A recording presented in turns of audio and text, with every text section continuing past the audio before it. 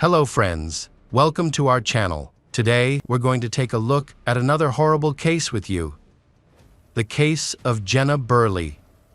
Jenna Burley was born on November 4, 1994 in Harrisburg, Pennsylvania, the state capital. Her parents, who had a strong marriage, met while studying at the University of Pennsylvania and have been together ever since. Jenna grew up in a loving environment from a large Catholic family. She loves animals and has a strong desire to help not only her younger siblings, but also others in need, which has motivated her to participate in various volunteer activities. Jenna is a kind, cheerful, and sociable girl. In August 2013, Jenna graduated from high school and chose to attend college in Florida. She was accepted to Temple University, where she quickly became involved in campus life. Jenna joined the women's community, fighting for girls' rights. For her, this was an exciting new chapter in her life. She maintained a close relationship with her family and visited them regularly during winter holidays. Enjoying skiing in her hometown, however, at the age of 19, she had a serious accident while skiing and broke her leg. The injury required surgery to install a pin and a brace. After several surgeries, Jenna tried her best to regain her mobility, but the recovery process was difficult. Eventually, Jenna decided to return to school. Complications arose that required her to be hospitalized. This was a difficult time for Jenna, as the previously active and energetic girl lost the ability to move on her own and was confined to a wheelchair. During this time, she became closer to her friends and family. She also started writing her own blog. In 2014, she published many articles that addressed many social issues and life in a positive way. Jenna aspired to be a designer or ecologist and shared her interests on social media. By 2015,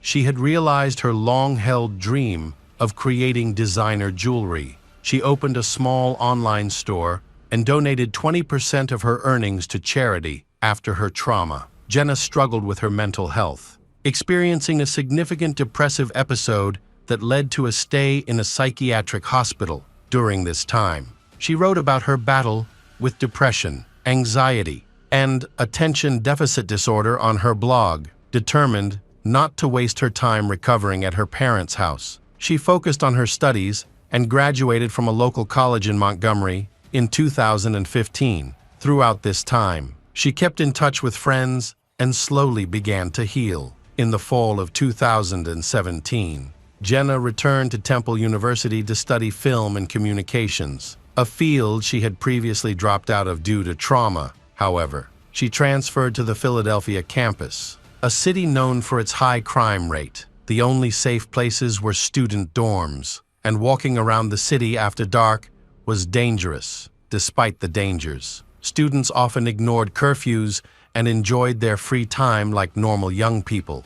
Jenna worked in a store while pursuing her design interests. Unfortunately, she faced a number of setbacks, including a car accident during her first week of school. Fortunately, she suffered only minor injuries and did not require surgery. Her father came to help her with the car after the accident, which occurred on August 30, 2017. The next day, Jenna had some early morning classes, so she decided to stay in school. That Wednesday, her roommate, Davis Train, was throwing a birthday party for a friend. The party coincided with Wild Wednesday, a college tradition that the university community celebrates every week on Wednesdays. Students usually gather at local bars after class to enjoy the evening. Since Jenna's father was visiting, he spent the evening at a restaurant with her before taking her to the party with her friends. It was Jenna's first Wild Wednesday, and she was excited to be a part of it.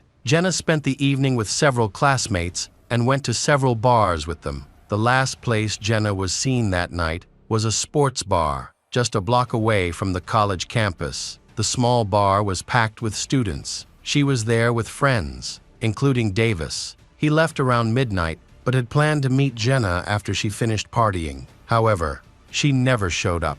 Around 1 in the morning, as the bar was about to close, the group of drunk students began to disperse after returning home.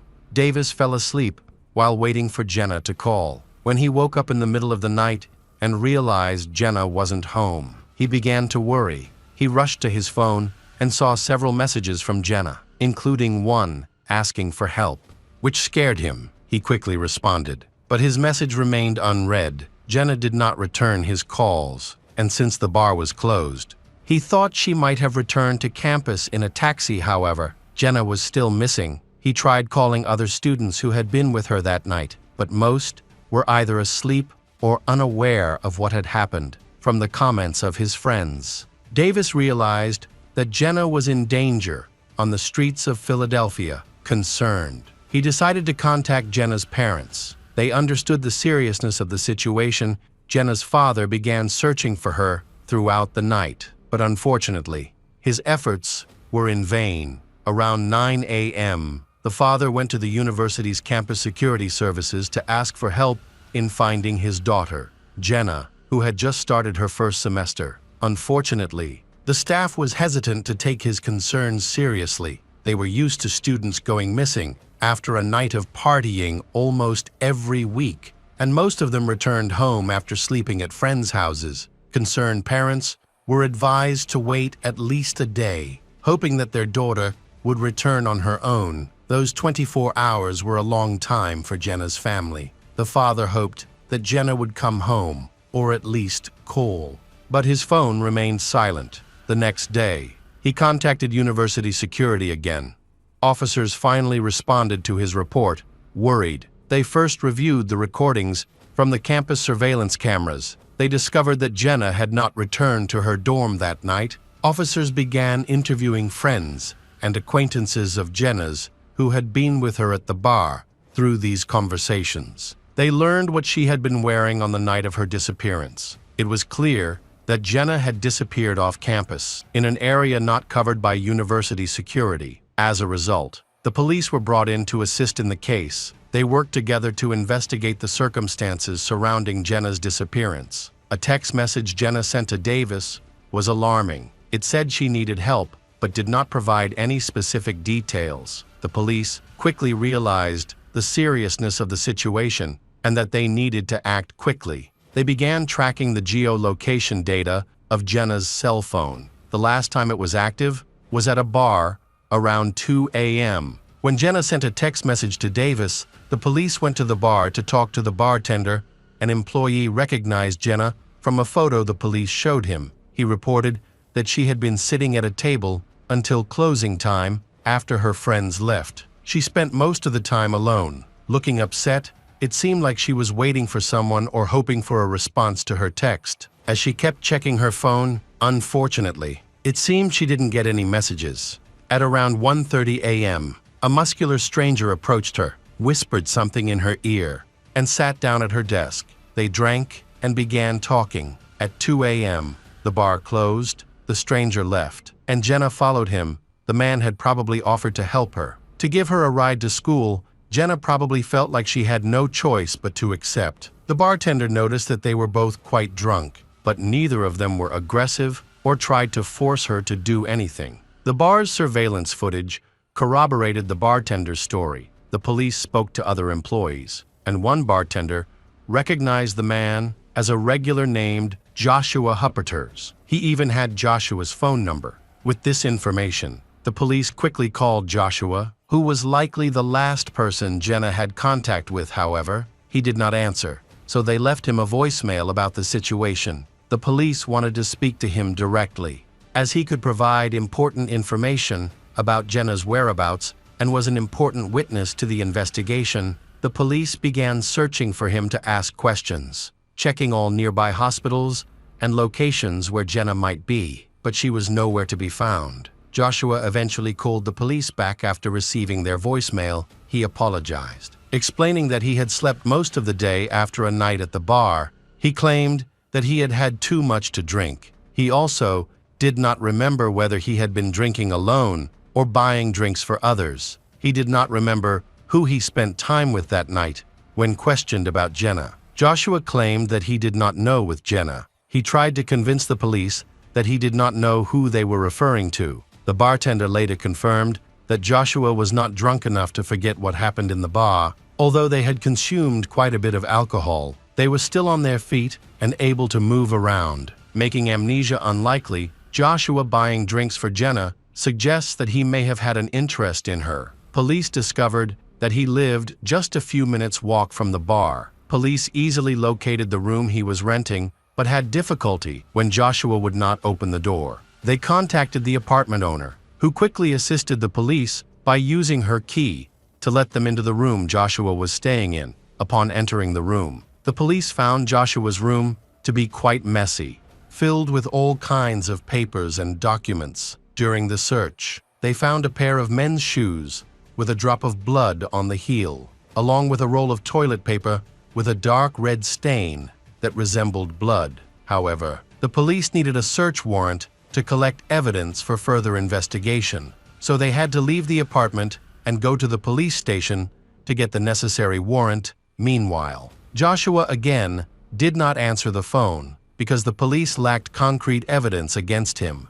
Obtaining a warrant could take some time. Police began to suspect Joshua as the prime suspect in the case during further investigation. Police learned that Joshua was 29 years old and born on February 27, 1980. Joshua's father had been murdered in the Philadelphia suburbs, and the case remained unsolved given the circumstances. Joshua may have developed mental health issues. Family friends have mentioned that he struggled after his father's death. However, the police have more troubling suspicions about him. Joshua has a lengthy criminal record that includes drug dealing, alcohol-related offenses, theft, and drunk driving. However, there are no other incidents of violence or assault in his past. On September 1, a young man named Jack Miley contacted the police. Claiming to be a friend of Joshua, he said that, on August 30, he and Joshua had gone to a bar to meet girls. Jack left the bar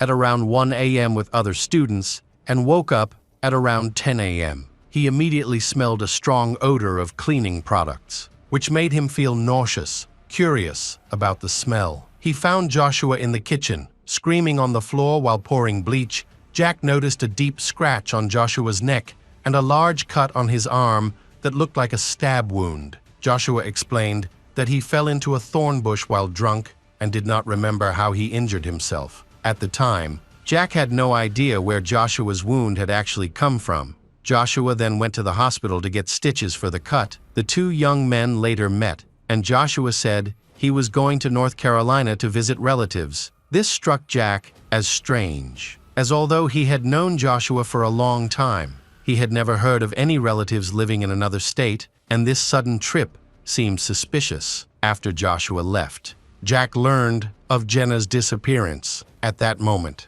he realized that Joshua's injuries and the blood in the house could be related to Jenna's disappearance, prompting him to go to the police due to many inconsistencies in Jack's testimony. The police began to suspect that he was involved in Jenna's disappearance. He could indeed be involved in the case because he was at the same bar as Joshua and lived with him. Jack was asked by the police to contact Joshua and find out the truth about that night. However, Joshua continued to ignore his phone calls. After a few days, Joshua's phone finally worked, and he answered. He quickly denied Jack's story, saying that he was in South Philadelphia and had not yet arrived in North Carolina. He agreed to meet the police at the station, but unfortunately, he never showed up and disappeared again. To gather more information, FBI agents joined the investigation. They monitored the general area where Joshua had spoken to the police, locating him in the mountains of northeastern Pennsylvania. This indicated that he had been dishonest about his whereabouts. All evidence pointed to him being hiding something and possibly involved in Jenna's disappearance. Joshua was eventually found at his grandmother's house, which was located near a river high in the mountains. When the police arrived to speak with Joshua, he immediately claimed that he had spoken to the police. He had spoken to the police about Jenna at the university. He then went to his grandmother's house to rest. The police knew that he was on leave and had not been to the university for a long time, which indicated that he was lying during the conversation. The police noticed a stitch on his hand and a deep scratch on his neck.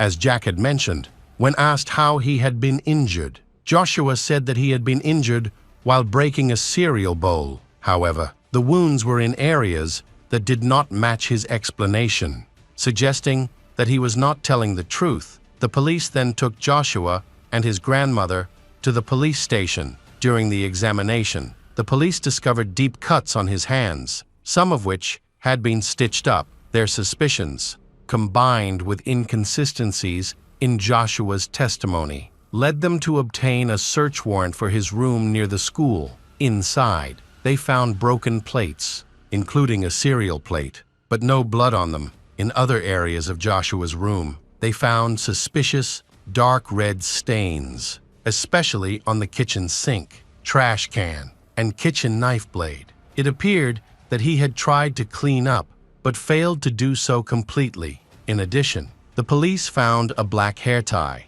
This was just the beginning of their disturbing discoveries. They discovered a large amount of illegal drugs, suggesting that Joshua was not just a regular dealer, but a major supplier to the entire university campus. The breakthrough came when they checked a trash can and found a blood-stained sweatshirt identical to the one Jenna had worn on her last outing. Joshua was eventually arrested the same day. Police then received new information. A man contacted the police and reported that Joshua had hired him to transport a large shipment for $200 cash. The informant noticed another man helping Joshua load a heavy plastic container into the trunk of his car. During the night, they drove about 150 kilometers from the city to Joshua's grandmother's house. When they got there, the driver assisted in unloading the plastic container, which Joshua claimed contained university textbooks. This struck the driver as odd.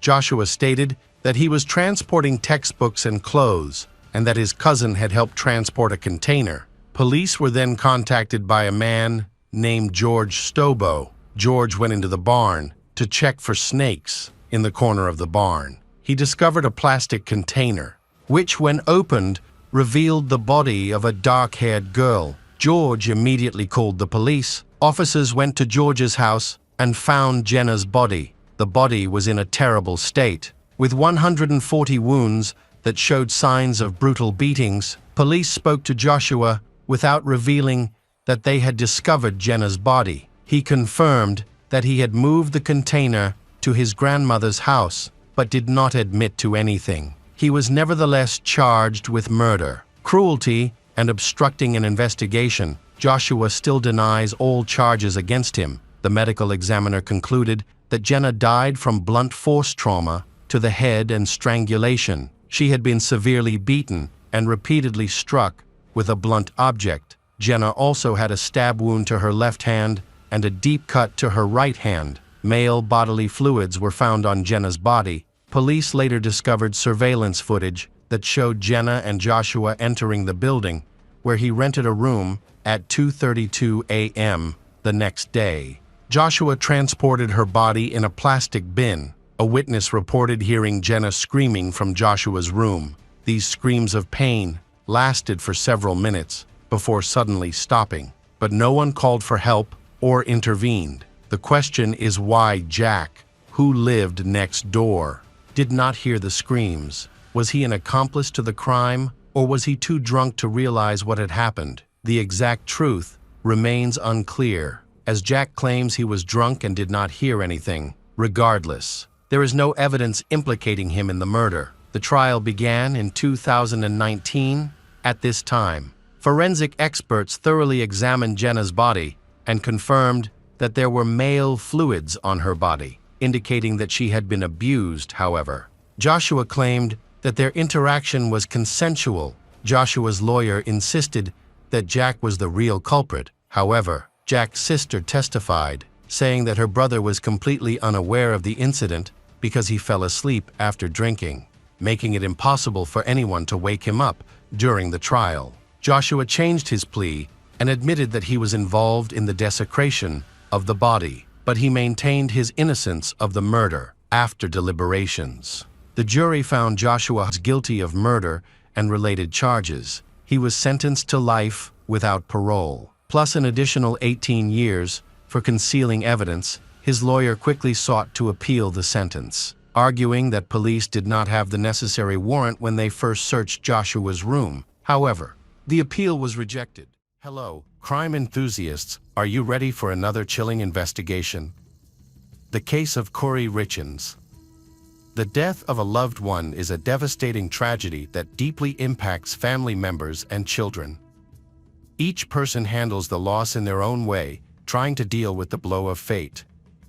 To cope with this shock, Corey Richins, a woman, wrote an entire book. It seemed that she, more than anyone else, understood the depth of what happened. However, as the police delved deeper into the tragic death of a man from Utah, it became increasingly clear that there was more cynicism. Eric Richins was born in 1982 as the eldest of 3 children, with 2 younger sisters, Katie and Amy. He shared a special bond with Katie. The family lived in Summit County, Utah, where they were well known and wealthy, thanks to their cattle ranch. Many buildings in the town still bear the family's last name. Despite their prominence, the Eric were humble and kind, and they were respected by everyone who knew them. Eric grew up on his parents' farm, where he participated in sports and helped with chores. His family was part of the Mormon Church, and religion played a major role in Eric's life. He spent 2 years on a mission trip to Mexico City, where he demonstrated good character by helping the community. Upon his return, Eric attended the University of Utah, where he earned a bachelor's degree in international law. During this period, Eric began dating Julia Jurgensen. They married when Eric was just 20 years old. However, due to their youth and desire for independence, they couldn't maintain the marriage and decided to divorce. After his studies and the failed marriage, Eric saw promising opportunities to start a construction business, which he began to pursue. Eric frequently visited the Home Depot store, where he enjoyed chatting with the cashiers while waiting for his order. During his visits, he noticed a charming cashier named Corey, who was widely considered one of the most beautiful women in town. Eric was captivated by her beauty and secretly in love with her. But he hesitated to ask her out because he was still dealing with the emotional and financial fallout from his difficult divorce. Eric's celibacy continued for a while, but eventually, he asked Corey out, and she agreed. Their first date was filled with laughter and fun. They got along well, and their relationship developed quickly. The couple was truly happy despite their significant difference in social status.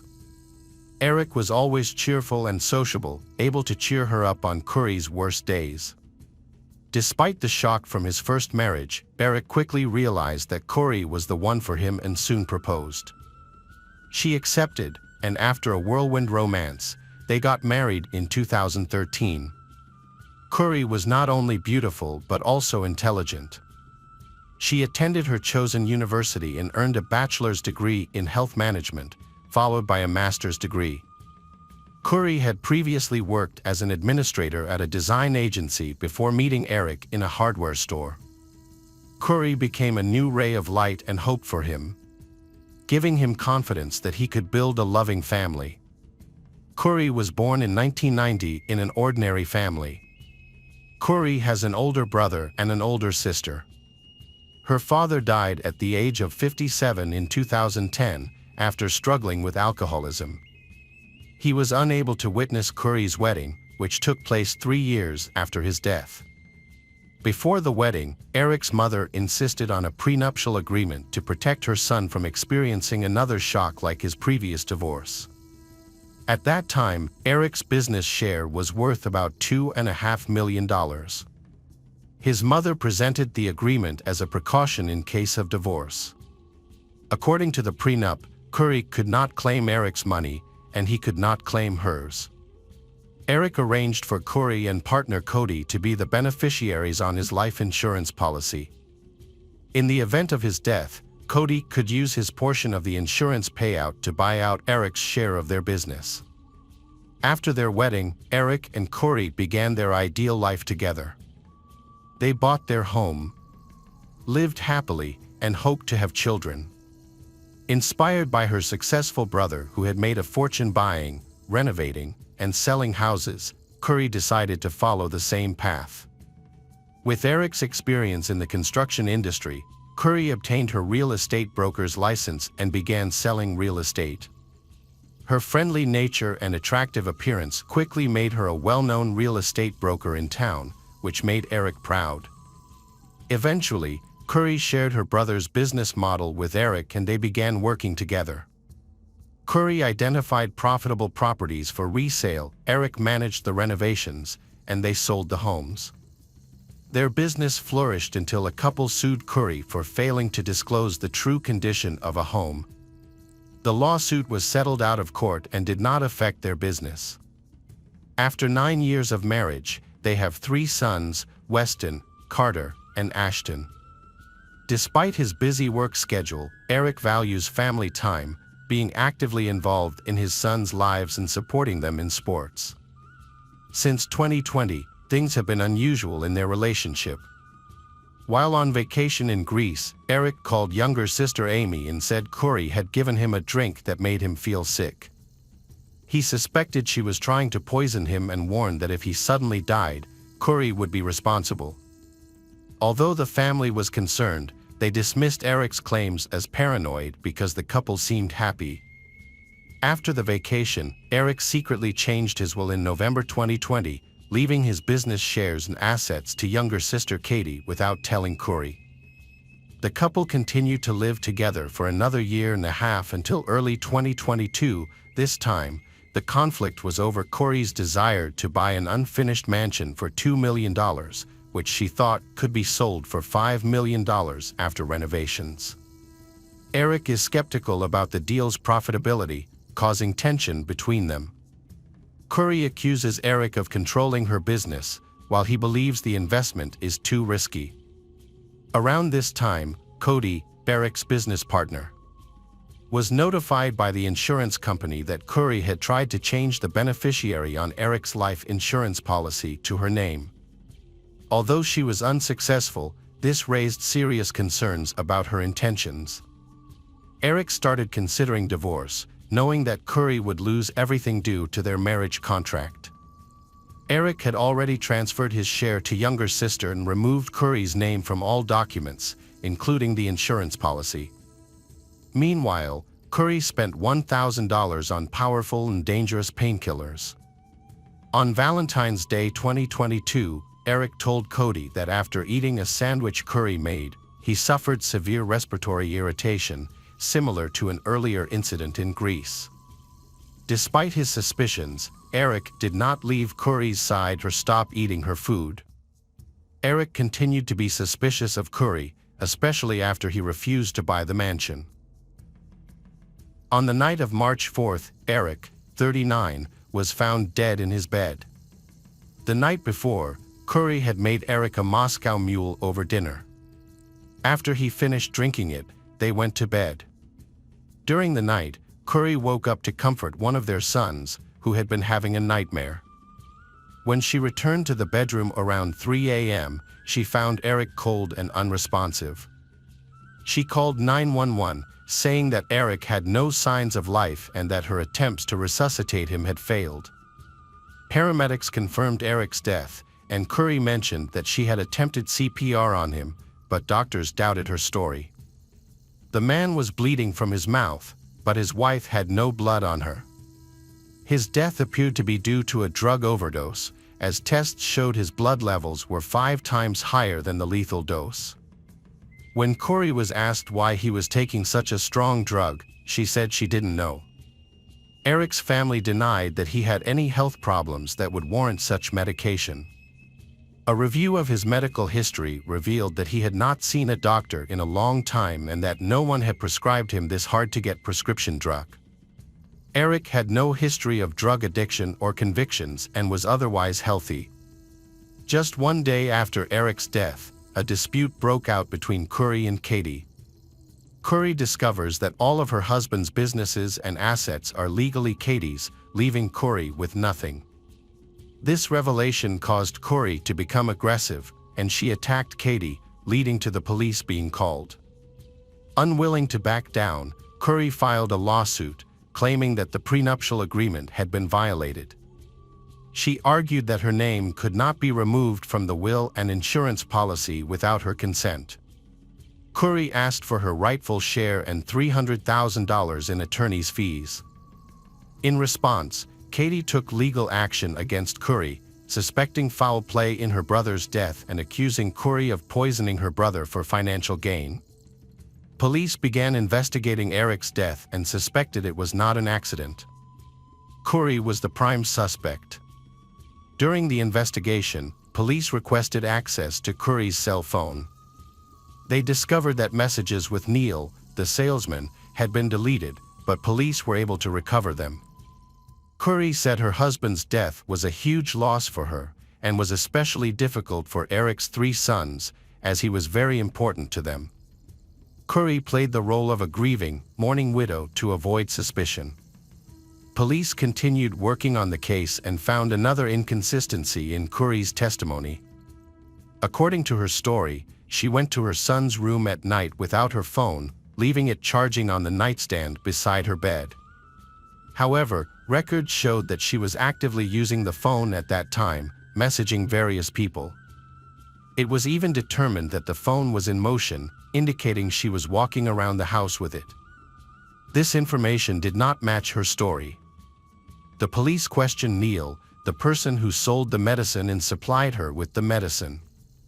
He confessed everything.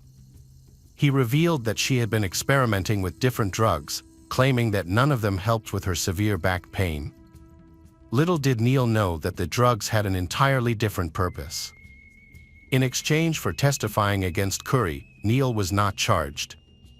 During the investigation, it was discovered that Curry had repeatedly taken out life insurance policies on her husband. Immediately after his death, she contacted the insurance company and received $100,000. The day after her husband died, she hired a locksmith to open his safe and took about $150,000 from it. With Eric gone, there was no one to fund Curry projects, and she was also burdened with significant debts at the time of his death. She owed $190,000 in taxes, $1,847,000 to creditors for a mansion purchase, and another $514,000. Curry then wrote a book called You're With Me with her sons. She wanted a book to help her children cope with the loss of a loved one. So she decided to write it herself. After the book was completed, Curry began appearing on various shows to talk about her book. She said that the death of her husband, Eric, was a shock, and she dedicated the book to him and her children. Sales of the book skyrocketed, becoming widely popular within a few weeks. Many mothers bought it to help their children cope with the loss of a loved one. The book's plot was particularly intriguing. In the story, the husband dies from a brain aneurysm. For the Curry, it was a means to secure financial stability since she was in financial ruin. In the book, Curry seems to imply that she did something to her husband, which seems suspicious. Despite everything, Curry profited from her husband's death, benefiting from insurance payouts and earnings from selling a book. She exploited her children's grief for monetary gain. There were also suspicions that Curry might have killed her husband. Rumors suggested that Curry had an affair during her marriage and wanted to be with this man without losing the affluent lifestyle her husband Eric provided. Divorce would have been financially disadvantageous for Curry, so she allegedly killed her husband to get his money. Another motive was Eric's refusal to finance the purchase of a house. 6 months after her husband Eric died, Curry's family noticed that she was preparing a Pinterest folder with wedding ideas. This confused everyone, since all of her friends and relatives were married and no one was planning a wedding, leading to speculation that Curry might be preparing for her wedding to her lover. On May 8, 2023, 2 months after actively promoting her book, 33-year-old Curry Richens was arrested on charges of first-degree murder with aggravated circumstances. She was also charged with possession of a large amount of a controlled substance. The investigation into her husband Eric's death on May 4, 2022, lasted more than a year. Corey is currently being held without bail pending trial. Corey's neighbors and many family members were shocked and could not believe that she had caused her husband's death. Corey Richins gave numerous interviews, presenting herself as a grieving widow who, even a year after her husband's death, had not yet come to terms with the loss. This strategy helped her gain sympathy from television viewers. The interview was broadcast nationwide, causing a significant public response. Corey received significant support and increased sales of her book. She attempted to defend herself by blaming her late husband for past problems with illegal substances, but this claim has never been verified. The couple's 3 children now live with Eric's family, and temporary custody is with Eric's younger sister, Katie. Corey's book could ultimately be crucial for prosecutors in painting Eric Richins' death as a calculated murder with an elaborate cover-up. The judge has scheduled a pre-trial conference for September 23 for the prosecution and defense to discuss jury selection. A trial date has not yet been set. Hello friends, welcome to our channel. Today we're going to take a look at another horrible case with you. The case of Katie Passaniti. Loretta had no interest in her child, Katie. Loretta was just 15 years old when her daughter was born. Right after the birth, Loretta abandoned her daughter, and the father's identity was unknown. Consequently, Katie's grandmother took her in and cared for her. They formed a strong bond, and Katie always thought of her grandmother as her mother. When Katie turned 15, her biological mother, Loretta, re-entered her life. At that time, Loretta was 31 years old and had been living with a man named Ernest Later for almost 10 years, even taking his last name. Although they were never officially married, they referred to each other as spouses. Shortly after reuniting with her mother, Katie decided to move in with her and Ernest. However, the family reunion did not go as smoothly as hoped. Their life changed significantly when she moved in. As a teenager, she began to rebel. Her mother and Ernest had trouble communicating with her. She often ran away from home, attended parties, and only called parents by their first names. The family never developed a close relationship with her. The situation changed when Katie started college. She changed from a rebellious person to a more docile person. Being very intelligent, she was accepted into several prestigious institutions. She graduated with a degree in chemistry and earned a doctorate in applied mathematics from Johns Hopkins University. While still a student, she met a young man named Anthony Passaniti, who would later become her husband. Anthony recounted that she was the first person to approach him to ask for gum, which led to their acquaintance. Their friendship soon blossomed into a romantic relationship.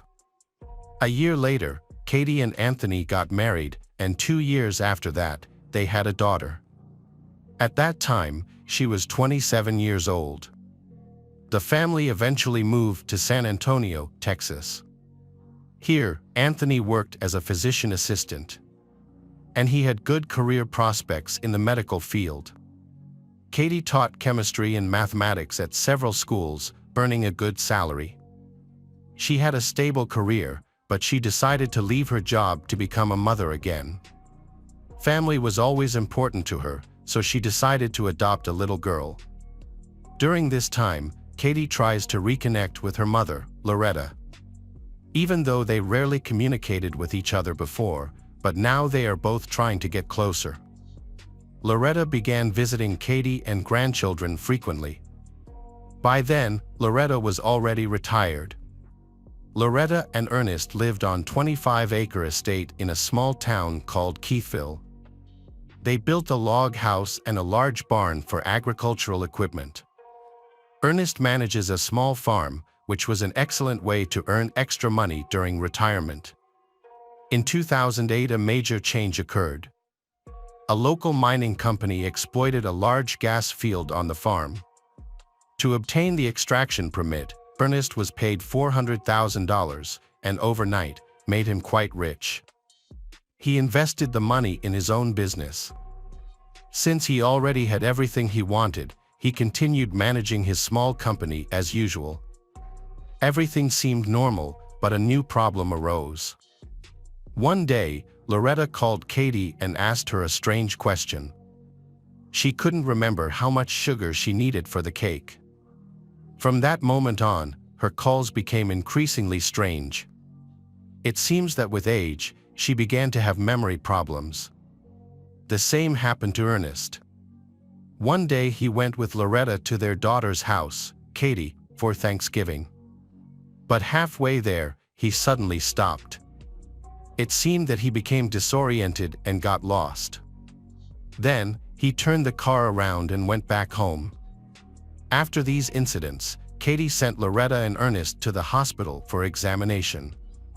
The doctors diagnosed they with the onset of dementia and Alzheimer's disease. Katie still keeps in regular contact with Loretta, calling her almost every day, as she was very worried during this time. To help with the housework, they hired Tina Van Moerkeek, who moved to the farm with her husband, Chris, and their child, living in a trailer. Tina became Loretta's personal assistant and driver, as Loretta had completely lost her ability to drive. Meanwhile, Chris helped with the housework for the Luttrell family and worked on the farm where Loretta and Ernest lived. Ernest and Loretta's health rapidly deteriorated. Their memory issues became more severe, so they need more maids to do housework. They were frequently busy dealing with various matters. Ernest became irritable, visibly losing his memory. His awareness became muddled, and he became more aggressive. He blamed the neighbor for all his troubles. Katie has talked about this many times. In April 2010, Ernest went to his house and accused his neighbors of trespassing on his property, leading to a scandal that got out of hand. Katie, who was visiting Loretta, called the police and reported that Ernest had threatened to kill his neighbor. Sheriff's deputies detained Ernest and took him to the nearest medical center, where he underwent a psychiatric evaluation and received treatment for a while. His condition was poor, and upon arrival at the medical center, he was confused and did not know why he was brought there. While Ernest was in the hospital, Katie decided to help her mother, Loretta, solve the problem. She went to the medical center and presented a power of attorney over Ernest's property, which he had supposedly signed earlier. Katie insisted that Ernest remain in a nursing home for Alzheimer's treatment, as his behavior was unpredictable and aggressive. She felt that he could be a danger to himself and to others. However, he denied having threatened his neighbor or having had a conflict. According to him, he did not understand why he was in a medical facility and demanded to be sent home. The situation was unclear. Had Ernest really signed the power of attorney and just forgotten, or is there another motive in this? However, Katie kept him in the hospital for observation for a week to determine what was wrong with him. Throughout this period, even without treatment, he remained completely clear-minded. Ultimately, Ernest was discharged from the hospital because there was no reason to keep him there any longer. Shortly before noon on July 25, 2010, Loretta called 911. She reported that her husband, Ernest, had passed away. At first, it seemed like a typical report of someone who had died of natural causes. However, there was a hint of unease in her voice. The emergency services dispatcher asked Loretta to try to give artificial respiration to Ernest. However, she replied that it would no longer help and asked the rescuers to come with the police as soon as possible. The sheriff's deputies arrived at the crime scene within minutes. Outside the house, they found Loretta. It was known that she suffered from Alzheimer's. She encountered the police and seemed more confused than upset. She obviously didn't know what to do. The officers entered the house to investigate and discovered the body of Ernest in a pool of blood.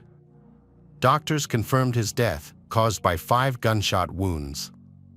According to Loretta, when she returned home from church, she found the body of her husband Ernest lying in a pool of blood. She did not know what had happened to him. Her statement was confirmed by other parishioners. Indeed, she had been at church. Reinforcements were called to the scene.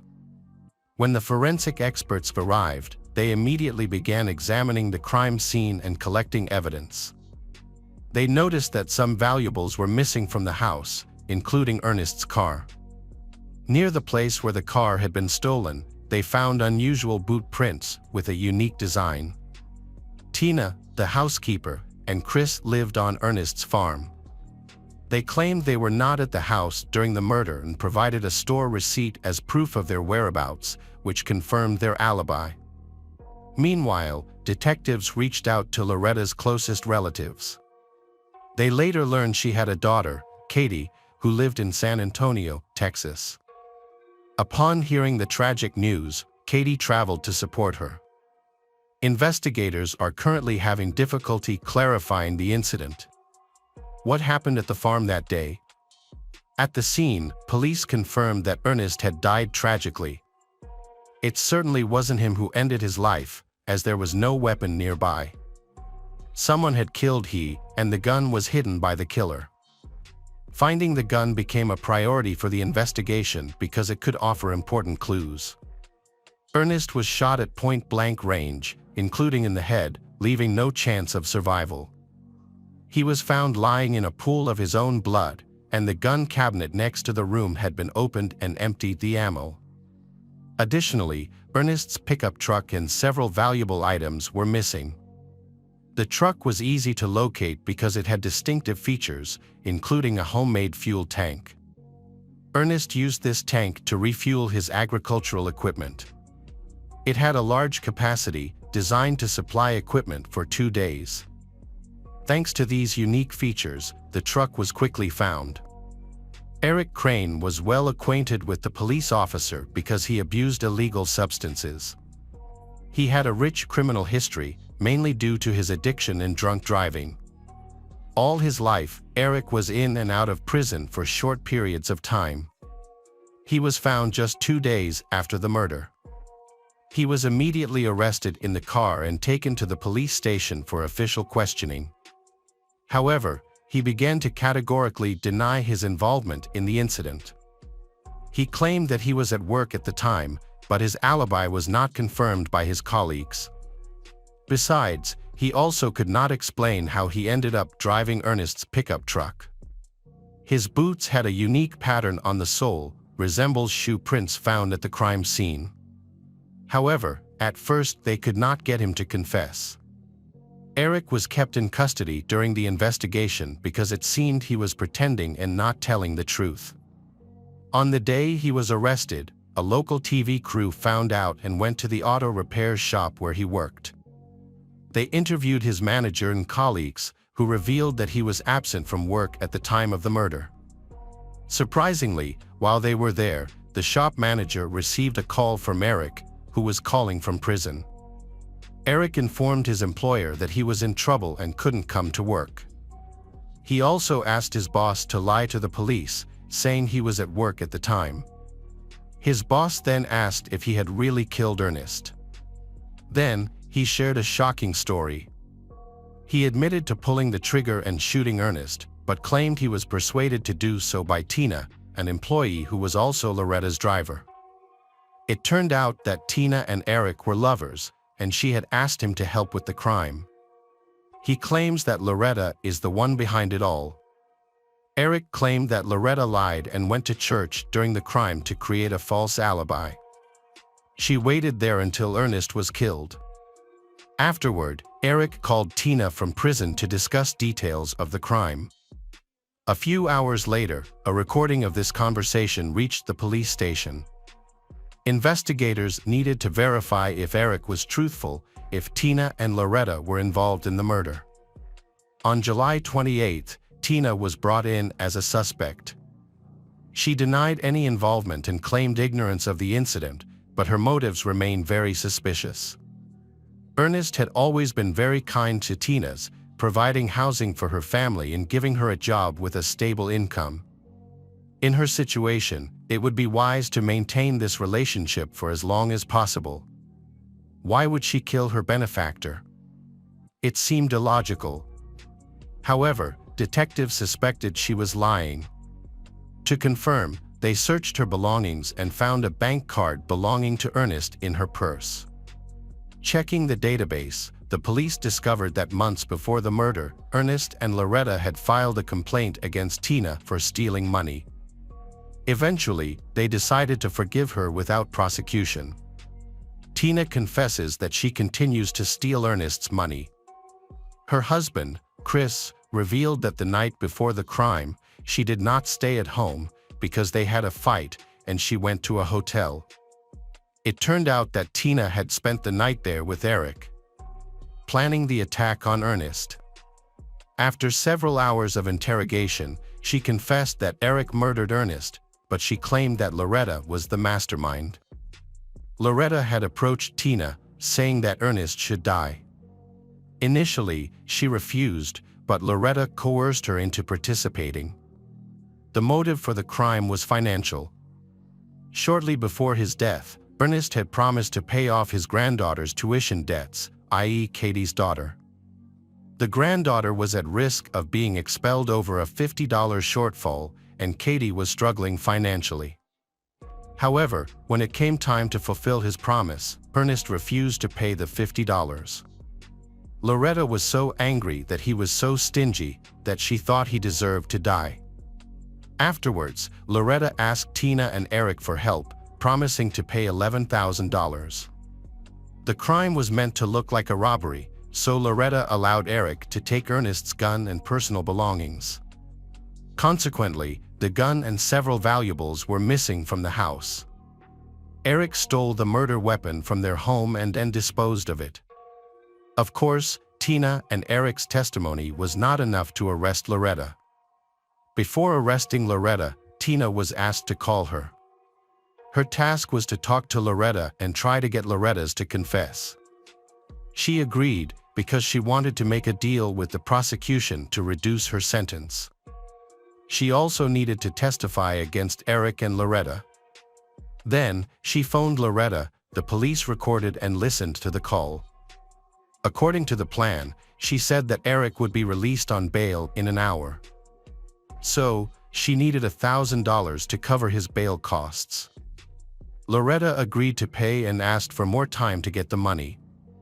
This provides evidence of Loretta's relationship with Tina and Eric, but could not obtain a confession to the murder. Ernest's funeral was held on July 29th. After the ceremony, Loretta was arrested as she left the cemetery. She was accused of hiring Eric to kill her husband, Ernest, and taken to the police station for questioning.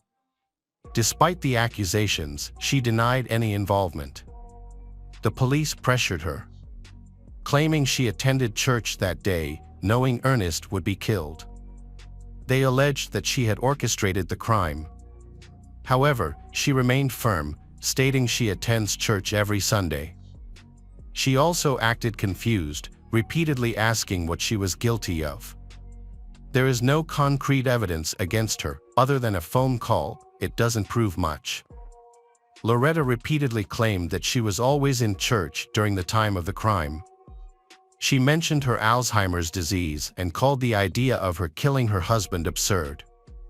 She suggested that Tina, who had previously stolen money, may be involved in Ernest's murder. However, she denied any involvement herself. Her daughter, Katie, supported her claims and often shared this perspective with journalists.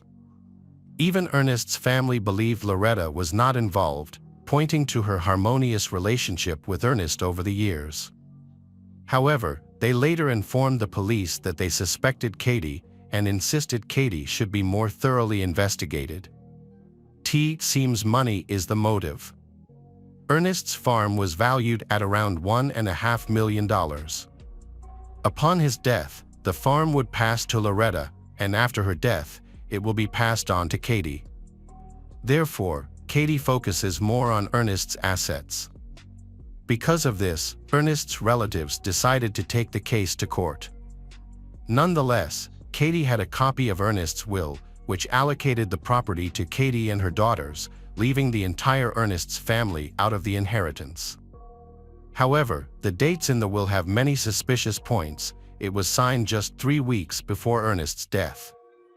His relatives believed it was either forged or that he was coerced into signing it while unaware of his actions.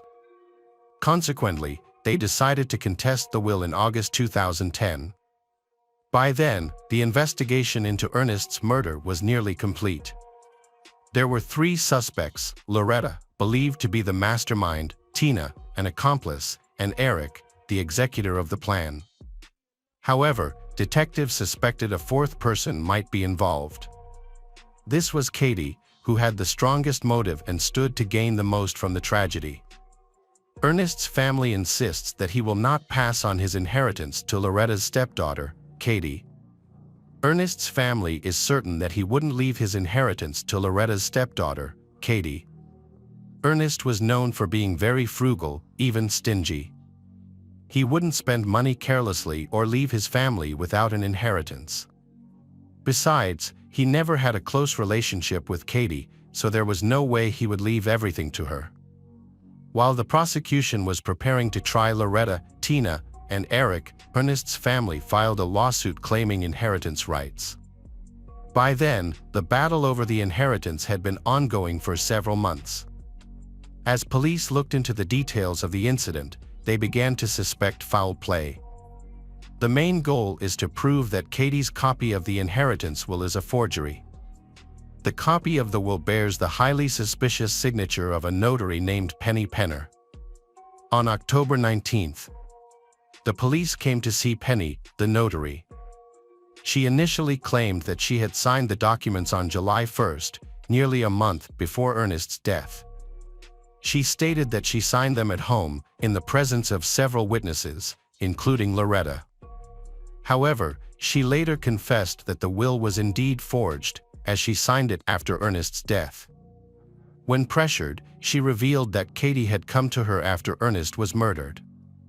According to Penny, Katie explained that Ernest had died suddenly without having time to properly draft the will and that he had no living relatives to claim the inheritance. Katie was concerned that her mother, Loretta, who suffers from Alzheimer's disease, will have difficulty registering property, resulting in the property belonging to the state. The notary Penny feeling sympathy for Katie.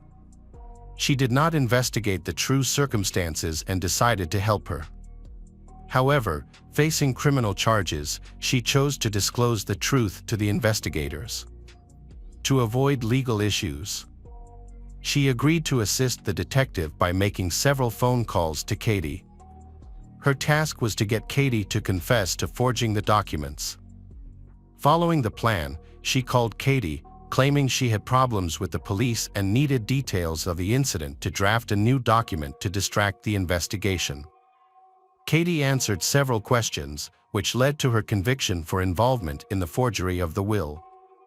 The police had enough evidence to search Katie's house in San Antonio. They came to search for documents related to her forging of the will.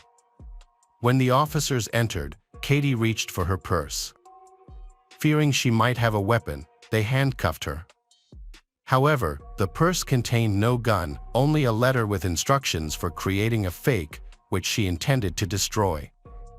In the house, they discovered boxes of documents, including copies of power of attorney for the house and notes regarding Ernest's health. It appeared she had been monitoring him for a long time, possibly waiting for the right moment to act. The police hoped to find evidence that she was involved in Ernest's murder, but they found nothing. Investigators suspected she had planned the murder with Loretta, but lacked direct evidence. Ultimately, they had to release Katie and remove her handcuffs. However, they did not give up. Instead, they decided to change their approach. After visiting Katie's house, the investigators decided to change their approach. Meanwhile, Loretta had been in jail for a long time without bail. Her Alzheimer's disease was worsening, and she was declared incompetent to stand trial due to her health. Consequently, she was sent to a psychiatric hospital for criminals indefinitely. During this time, she confessed, but her confession was not considered significant because of her condition. At the trial, the prosecution doubted that Loretta could have planned the crime alone. It seemed clear that she had assistance, probably from her daughter, Katie. After that, investigators focused on Eric Crane. In June 2011, he pleaded guilty to the crime in exchange for life sentences without the possibility of parole, thus avoiding the death penalty. As part of the deal, Eric was required to testify against everyone involved in the crime. Then, the detectives pressured Tina by threatening that they would find a way to get her the death penalty. This pressure was enough to make her confess. She pleaded guilty and agreed to testify against the other conspirators. Her interrogation was recorded on video, exposing criminal activities. Tina revealed that Loretta planned the crime and convinced her to kill Ernest. Katie was also aware of the plan and conspired with Loretta. In return, Loretta promised Tina that she and her family could live in Ernest's house indefinitely. More than a year had passed since Ernest's murder, and finally, the investigation had gathered all the necessary evidence. On March 2, 2012, the police returned to San Antonio and went to Katie's house. They forced their way in, breaking down the door. Katie's husband watched as she was handcuffed and taken away. On April 25, 2013, Katie appeared in court. She accused of committing murder in July 2010. She faced the possibility of life imprisonment without parole. The prosecution argued that her sole motive was to take over Ernest's farm. At first, she intended to put him in a nursing home to take over the house.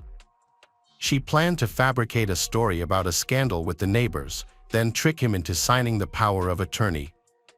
When this plan failed, she allegedly turned to a more violent alternative. By this time, Loretta's Alzheimer's disease had progressed, but Ernest remained in good health. Katie had always had a poor relationship with him, and it was clear that he would deny her an inheritance if her mother, Loretta, died first. This gave her a motive to eliminate him, with one theory suggesting the murder was staged to look like a failed robbery. At trial, Tina claimed that she was forced to participate in the case without any other choice. She stated that Katie pressured and threatened her, trying to persuade her by promising payment. However, Tina's testimony was not convincing to the prosecutor's office. The prosecution's other key witness was Eric. Contrary to expectations, Eric testified that discussions about the murder plan only involved Tina. He claimed he never discussed it with Katie or Loretta, but suspected Loretta's involvement. Later, he added that if Katie had been involved, he would have known, but he was hearing about her involvement for the first time. The defense presented arguments to prove Katie's innocence by focusing on document forgery. According to the lawyer, Katie had indeed used a notary's services to prevent her mother from receiving an inheritance, but this has nothing to do with the murder. Loretta did not attend the hearings due to health issues. The prosecution played a recording of Loretta's testimony where she admitted involvement in the murder, but she didn't mention anything about Katie. On May 14, 2013, after just an hour and a half of deliberation, the jury reached a verdict. Katie Passaniti was convicted of conspiracy to commit murder and forging multiple documents. She received a life sentence without parole. As they left the courtroom, Ernest's family thanked each juror for their decision. They succeeded in contesting the will and inherited Ernest's entire estate. Despite this, Katie continued to assert her innocence, visibly shocked and fearful after the verdict. Tina, who cooperated with the prosecution, avoided the death penalty but was sentenced to life in prison without parole. Loretta continued her treatment until... Hello again, true crime fans, we've got another mysterious case to explore. The case of Gabrielle Uchlaki. Friendship during youth is very important. However, finding a true friend for life can be challenging. Sometimes, people may appear friendly but have hidden selfish motives or even darker intentions. It's not always easy to recognize these signs, and failing to do so can lead to serious consequences. Gabrielle lives in a cozy little town in Nevada, USA.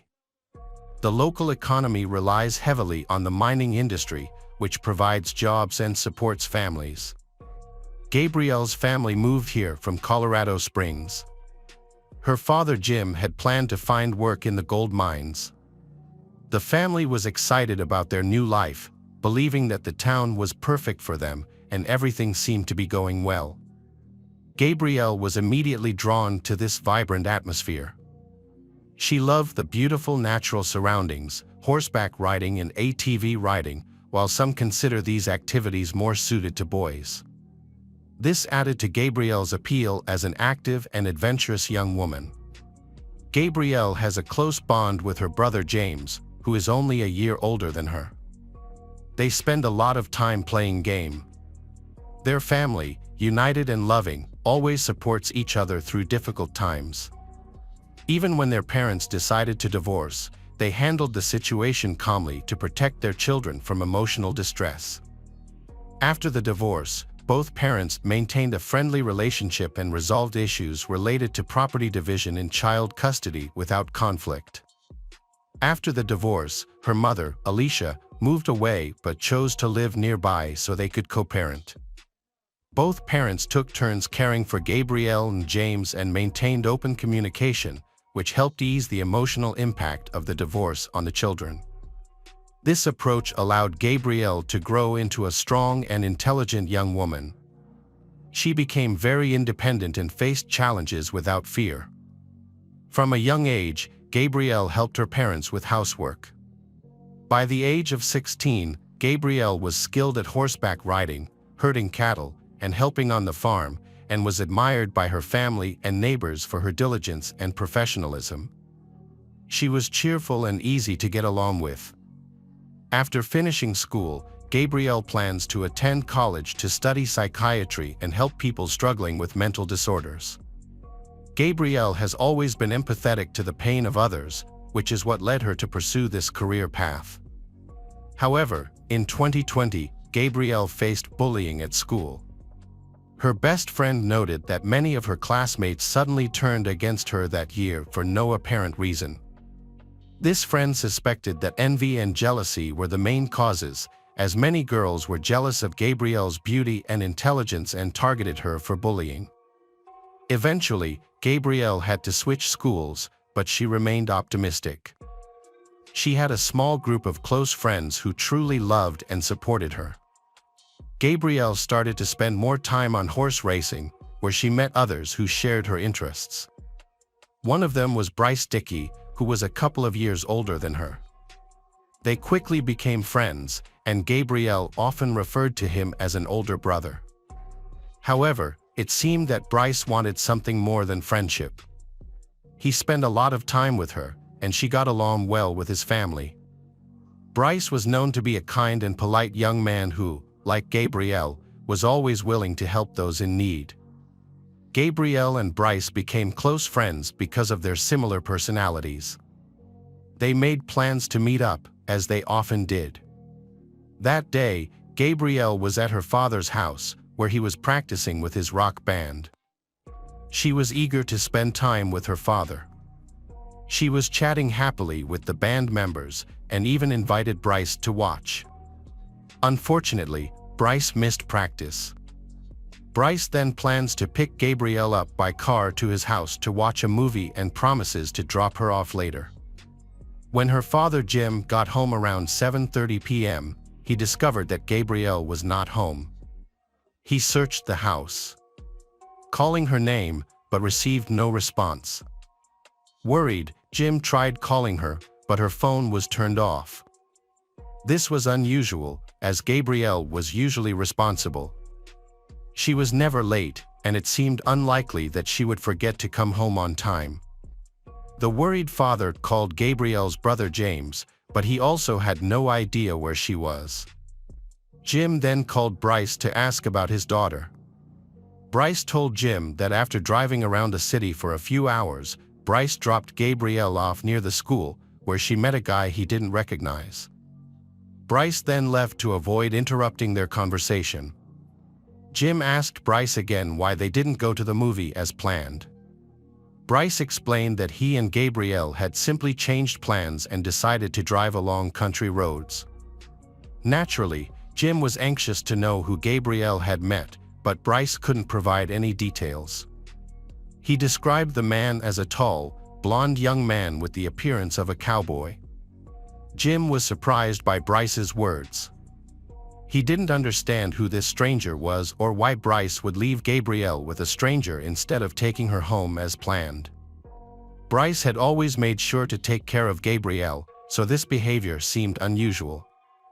Bryce was very worried about what had happened. He felt guilty for not taking Gabrielle home, explaining that she had asked him to leave. Bryce now realized that the situation could be serious and that something might have happened to her.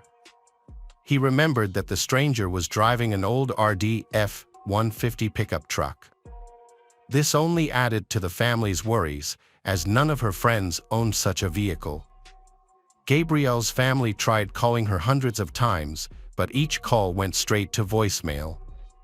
Concerned, her parents decided to contact the police. However, as usual, the police assumed that Gabrielle had probably just run away or gone out with friends and would return soon. However, her parents knew that this was not normal for Gabrielle. She had very few friends and none of them knew where she was. Gabrielle had no family problems, addictions, or mental health concerns, and there had been no recent conflicts. To her family, her sudden disappearance was a clear indication that something serious had happened. The sheriff realized the seriousness of the situation. He gathered all the information available from Gabrielle's friends and acquaintances. The police then contacted Bryce to request a meeting near the school where Gabrielle had gone missing, to provide details about what happened after he dropped her off. Bryce said that he had spent the day with Gabrielle and that they had been driving around the Spring Creek area in his car. However, during their outing, his father called unexpectedly and asked him to come home immediately to help with some errands. Understanding the situation, Gabrielle agreed to reschedule their trip for the next day, but she asked to be dropped off near the school. She also mentioned that she wanted to meet her new friend, Jetty. Bryce reported that after Gabrielle exited his car, she walked directly towards a green pickup truck where a white man in a cowboy hat was sitting. He observed her but then drove off, unsure if she entered a stranger's vehicle. The Bryce had a poor recollection of the details and did not note the pickup truck's license plate. During the conversation, the police found no reason to suspect Bryce. He seemed innocent, so they decided to release him and continue investigating other clues. The police wanted to draw public attention to the case using the media, believing that someone might have seen the man in the cowboy hat and driving the green pickup truck. Initially, the police focused on identifying the license plate number. Additionally, the sheriff contacted the phone service provider to determine the last known location of Gabrielle's cell phone. They discovered that her phone had been active near the school where Bryce had dropped her off. As a result, the police rushed to that location in hopes of finding new evidence, but they found nothing suspicious there. Gabrielle's family and friends continued to search the streets, hoping to find any clues to her whereabouts in the city and surrounding areas. They distributed and posted more than 500 flyers, but local residents remained unresponsive and there were no new leads for the investigation. It felt as if Gabrielle had disappeared without a trace. Meanwhile, Gabrielle's mother Alicia created a social media group to share updates and information about the search, but the effort yielded no results. Then, out of the blue, she received a text message from an unknown number. The sender claimed to have kidnapped Gabrielle and demanded a $25 ransom, threatening to harm her if Alicia did not pay. After some time, the kidnappers sent another text message, saying that Gabrielle was sick and would die without the medicine. The kidnapper insisted that he would only provide the medicine if he received the money he demanded. Initially, the parents agreed to the kidnappers' demands, but they decided to contact the police first. Alicia called the police to report the situation. They quickly asked her to come to the station so they could trace the phone number. It seemed that the investigation had turned up an important lead. While police were trying to track down the phone number used by the kidnapper, one of the search team leaders contacted the police. He informed them that volunteers were searching about 20 kilometers from the city when they discovered a puddle of what appeared to be dried blood on the side of the road. The search team got out of their vehicles and began searching the area, where they eventually discovered a blue tarp in the bushes. Underneath, they found the body of a girl lying face down, her clothes matching Gabrielle's description. One of the police officers entered the office and announced that the interview with Alicia would have to be postponed because they had to go to the scene where the body was discovered. Alicia began to cry, and upon arriving at the scene she identified Gabrielle. Forensic experts determined that Gabrielle had been raped, as her pants and underwear were pulled down to her ankles. She had been strangled and her throat had been slit. Which was the cause of death? Police found Gabrielle's headphones tangled in a nearby tree branch. They also found a used condom and its packaging near her body. This provided a clue to the investigation. Police wanted to learn more about Jetty, Gabrielle's new acquaintance, but no one could provide specific details about him. Finding this individual became a top priority. Gabrielle's family received significant support from social networks, with Bryce being particularly notable. He maintained close contact with Gabrielle's mother, father, and brother, offering help and expressing his sorrow. He described Gabrielle as a bright person and a close friend he would never forget. Meanwhile, the police began their investigation by obtaining warrants to search the Gabrielle's computer and mobile phone. They also needed to analyze the evidence they had collected, including DNA found on a condom, which was crucial for solving the case. It was suspected that Gabrielle might have been targeted by an internet predator with a history of sexual violence. The police quickly created and reviewed a list of registered sex offenders in the area who might have been connected to the incident. To identify the criminal, all the information needed to be compared. However, this process took a long time, causing the investigation to drag on. Meanwhile, the police quickly checked the information from the kidnapper. They were able to trace the phone number that called the Alicia to demand a ransom. Unfortunately, this number was not registered in Nevada. It was a hidden number bought online, making it impossible to track. The police first wanted to identify Jetty, who was considered the prime suspect in the case. After obtaining information from Gabrielle's phone, the police quickly located him. However, they were disappointed to discover that Jetty was in Alaska at the time of Gabrielle's death. Although they had met shortly before the incident and had planned to meet again, he was not the one who raped and murdered her. He had an alibi. He had not left Alaska during that time. The police decided to investigate all other people with similar initials, driving similar cars, and living in the city, surrounding areas, and near where the body was found. They were only able to identify two young men driving a green pickup truck, but both had alibis, as they were far away at the time of the murder. This stalled the investigation. The police then contacted Gabrielle's family again, hoping to get new information. Alicia said that in the weeks before her death, Gabrielle had been dating a guy who was pursuing a cowboy lifestyle, living on a ranch and competing in rodeos. They quickly broke up because Gabrielle wasn't ready for intimacy. After the breakup, they remained friends, but during some nasty arguments, he made extreme comments about wanting her dead. After verifying his alibi, it seems the investigation has stalled once again. However, the police took one last approach to identifying the suspect. They decided to review all the city's surveillance camera footage, specifically looking for a green pickup truck driven by a cowboy.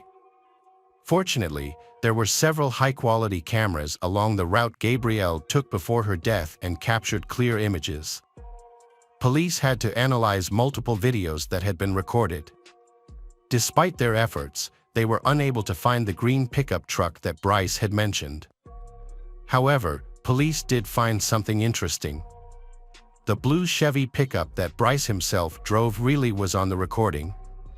He did not stop or let anyone out, which suggests that he lied about the green pickup truck.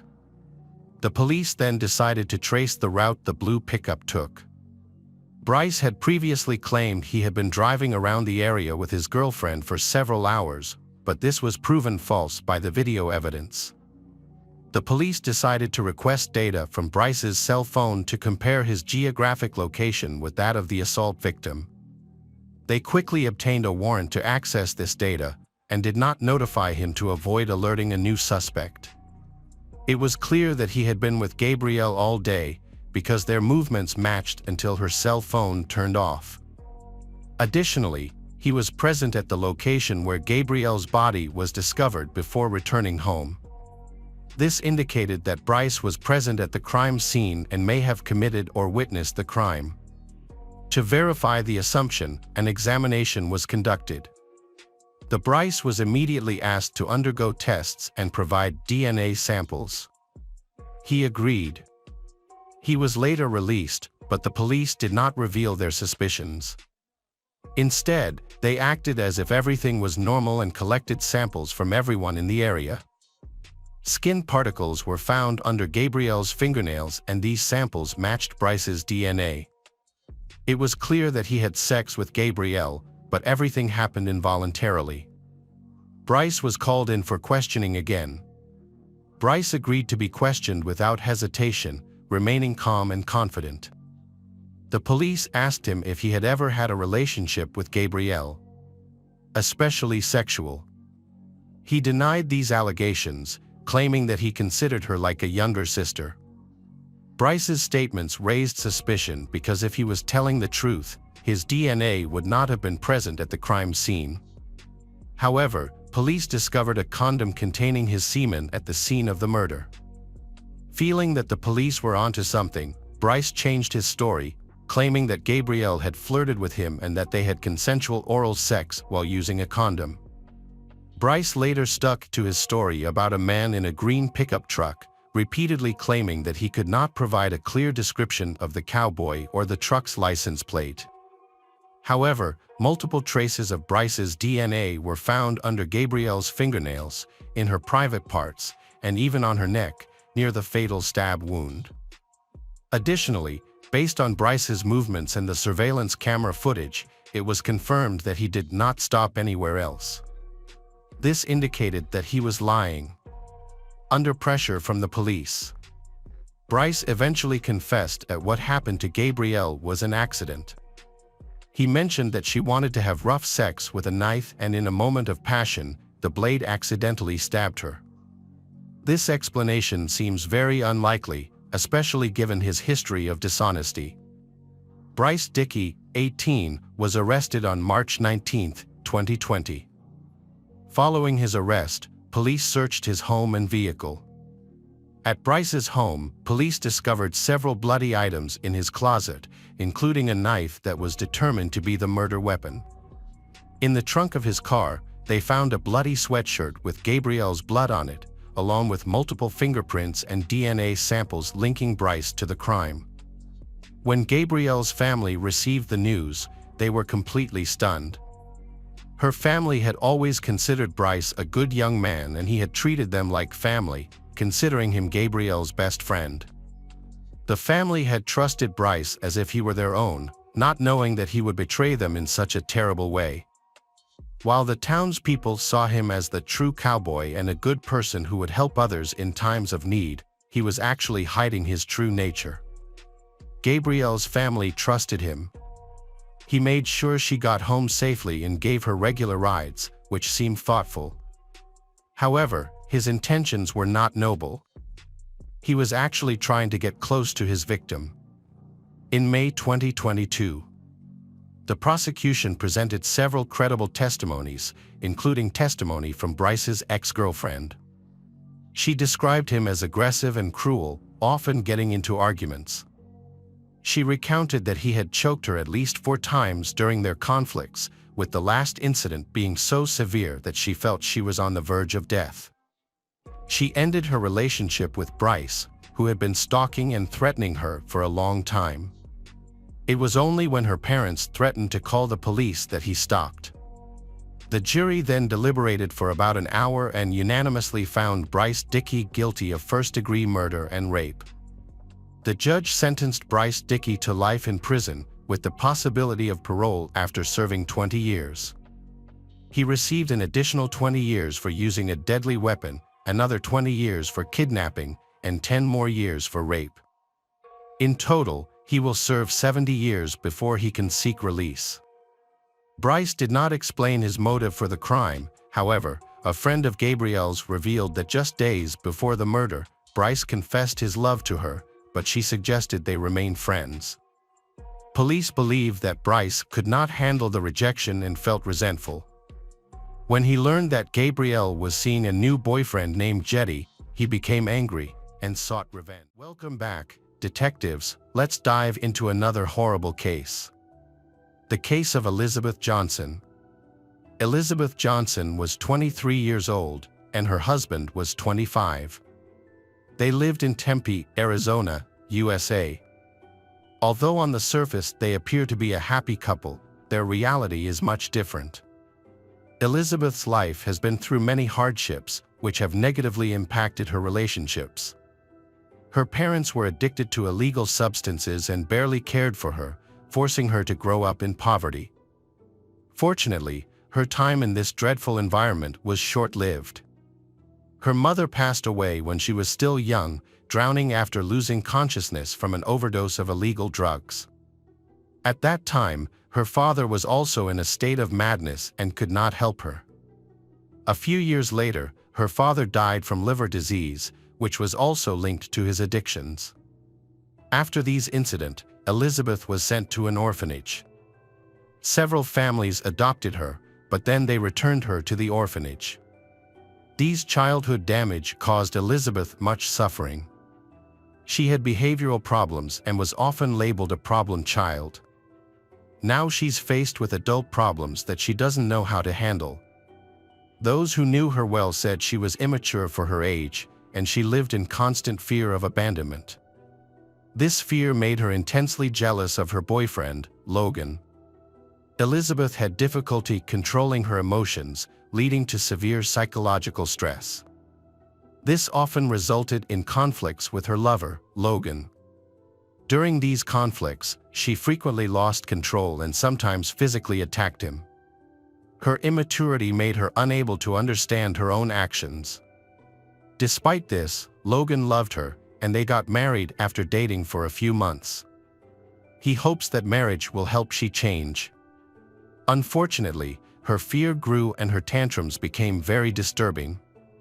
For example, during a picnic, they had a fight, and Logan narrowly avoided falling into the fire. He only suffered minor burns. However, when she wasn't aggressive, they seemed like a great couple. Treat each other well and have the ability to become an ideal family. Logan was already suspicious of Elizabeth's change, but he continued to hope for the best.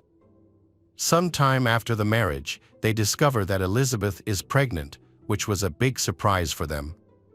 They feel unprepared to become parents.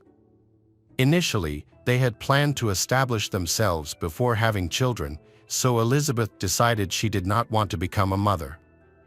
However, she later changed her mind and chose to continue with the pregnancy. Their son, Gabriel, was born on May 3, 2009. Unfortunately, this did nothing to make Elizabeth more mature. She still behaved like a child.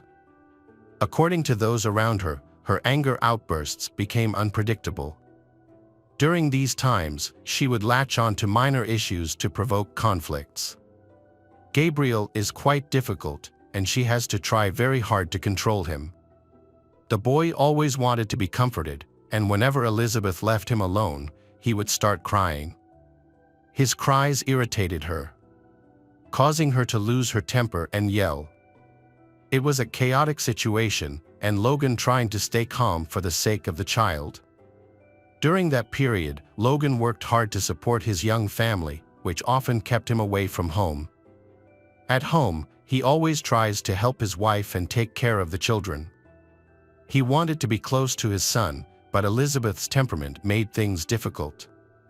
Not only was she as volatile as before, but baby's constant crying and irritability made her ready to lash out at Logan over minor issues.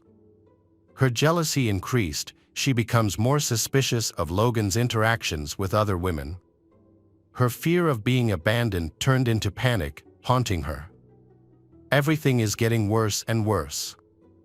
Elizabeth accused Logan of loving their son, Gabriel, too much.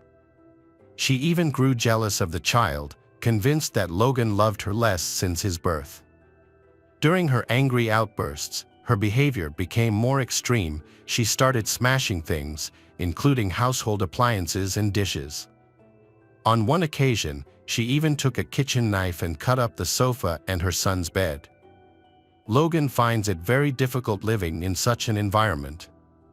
During these episodes, he feared for his life and the safety of the son. He wanted to be close to his child, but he didn't want to continue to endure Elizabeth's anger. Finally, he ran out of patience, especially when Elizabeth didn't change. After a few months of living like this, Logan announced that he wanted a divorce and moved out with his son, Gabriel.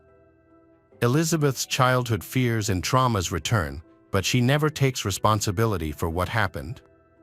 Instead, she blamed her husband, Logan, calling him narrow-minded. Worst of all, she began to threaten to give Gabriel up for adoption. Logan assured her that he could take care of the baby himself, making such an action unnecessary. Unfortunately, Elizabeth saw this as a new way to manipulate the situation and frequently used this threat against Logan. When Logan consulted a lawyer, he learned that by law, Elizabeth could not arbitrarily let someone else adopt their son, Gabriel. If the child's biological father disagreed, they would need to settle custody arrangements in court. Elizabeth could have given full custody to he, but she didn't want to. She just wanted to control him longer and get revenge. Eventually, they divorced, and they were granted joint custody. However, her erratic behavior made he feel it was unsafe for their son, Gabriel, to stay with her, so he sought full custody. This process took time. Meanwhile, the boy lived with his father, and his mother visited him according to their agreement. Over time, Elizabeth seemed to become less anxious and calmer. What happened at Elizabeth's house when Logan wasn't there was unclear. The situation might have been worsening. As Christmas approached, Logan planned to spend the holiday with his family.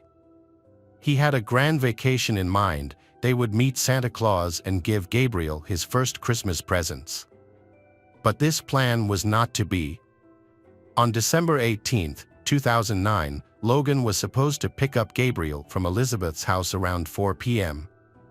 However, when he arrived, no one opened the door and the car was not in the driveway. This was strange, because they had planned that he would visit and he will take Gabriel away. Then, he continued to knock. By this point, they had a well-established custody arrangement for the child. Everyone was accustomed to it, so Elizabeth's actions seemed unusual. She couldn't just take Gabriel and go wherever she pleased. Logan looked through the bedroom window and saw furniture boxes scattered and emptied on the floor. He thinks she's gone crazy again. She must have packed her things and taken Gabriel away to an unknown location, so he became very worried and immediately contacted the police. Unfortunately, by law, nothing could be done because Elizabeth was Gabriel's biological mother. She was the child's legal guardian. The authorities ignored Logan's worries. Although this made him feel discomfort, he was forced to go home. For the following days, nobody managed to reach Elizabeth. She remained silent. No one understood what had happened, making the situation more complicated. Only Logan and his family were interested in the search. The police ignored his warnings that Elizabeth could be a danger to Gabriel. He had no choice but to do everything to contact she. Unexpectedly, on December 27th, he received a message from an unknown number, but it was clear it was from Elizabeth. She wrote that he would never find his beloved son, Gabriel. She was leaving the country, and when she arrived, she would send him the exact address where he could find Gabriel's body. She also added that, earlier, she had strangled her son, Gabriel. After hearing these words, Logan could barely stand, but he immediately called the unknown number. At first, Elizabeth ignored those calls, but finally answered on the 6th attempt. Logan insisted that she was lying and that Gabriel was fine. However, Elizabeth claimed to have strangled the baby and put it in a trash bag with diapers and then threw it into a dumpster. She said it was revenge for his countless betrayals. After this, Logan contacted the police, but to his surprise, he was again told that they could do nothing. The police did not take what Elizabeth said seriously. The next day, the police got involved because Elizabeth will have to attend the final trial for custody of Gabriel, but she did not appear in court as expected. So they started looking for her. They quickly determined she had gone to San Antonio, Texas. Shortly after moving there, she sought employment and attended a nightclub casting to become a dancer. Other dancers remembered her well and identified her from photographs. She was seen attending the casting alone, without Gabriel. However, after that, she did not appear. From the first time we met, everyone realized that she had a very bad personality. Detectives found that Elizabeth had tried to get jobs at 2 nightclubs at the same time. However, then, her actions became puzzling because she didn't start working at either place.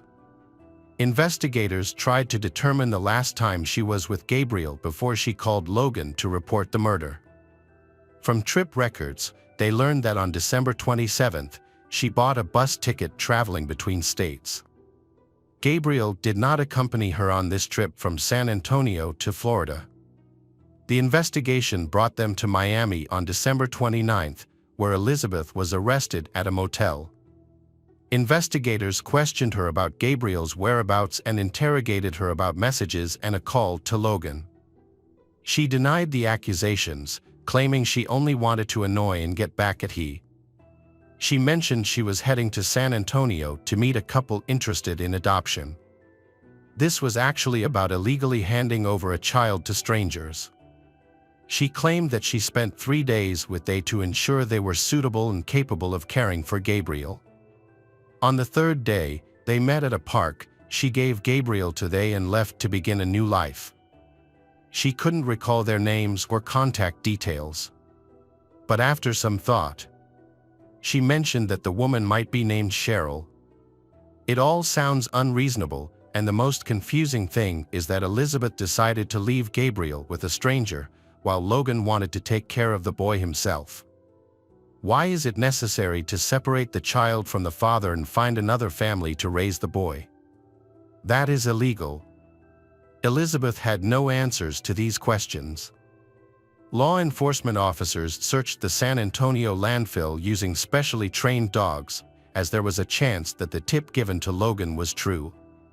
However, Gabriel's body was not found there.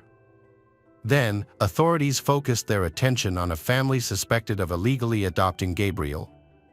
For Logan, this lead was his last hope of finding his son alive. Logan recalled a similar incident 6 months earlier.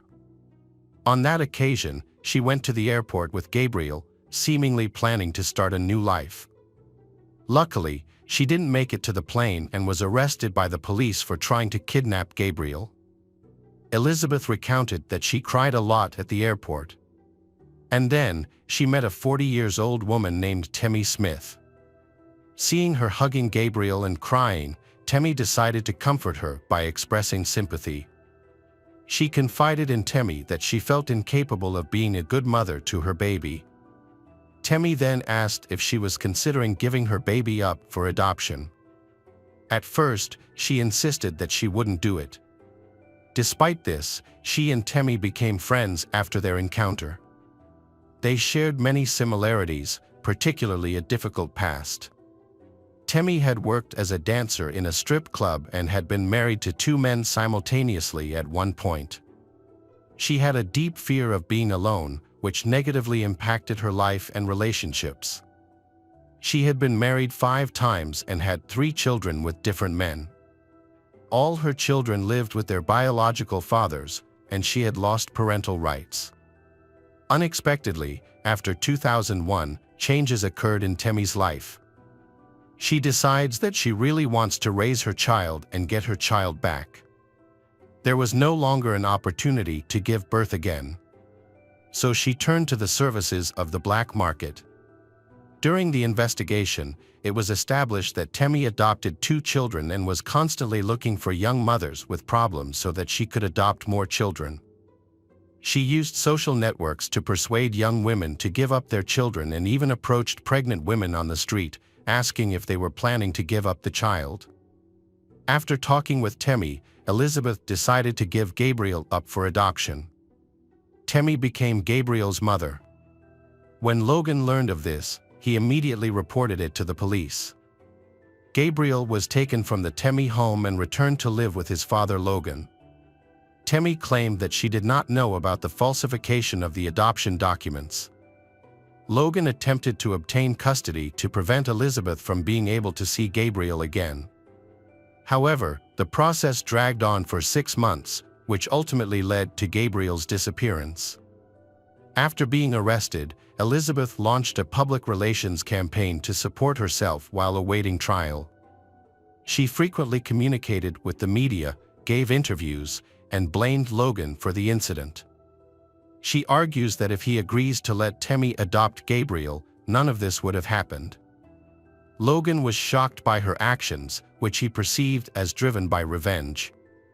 During the custody trial, he repeatedly sought sole custody, as he was the primary caregiver. Elizabeth wasn't interested in the boy and just wanted to get rid of him. Despite this, the court awarded joint custody.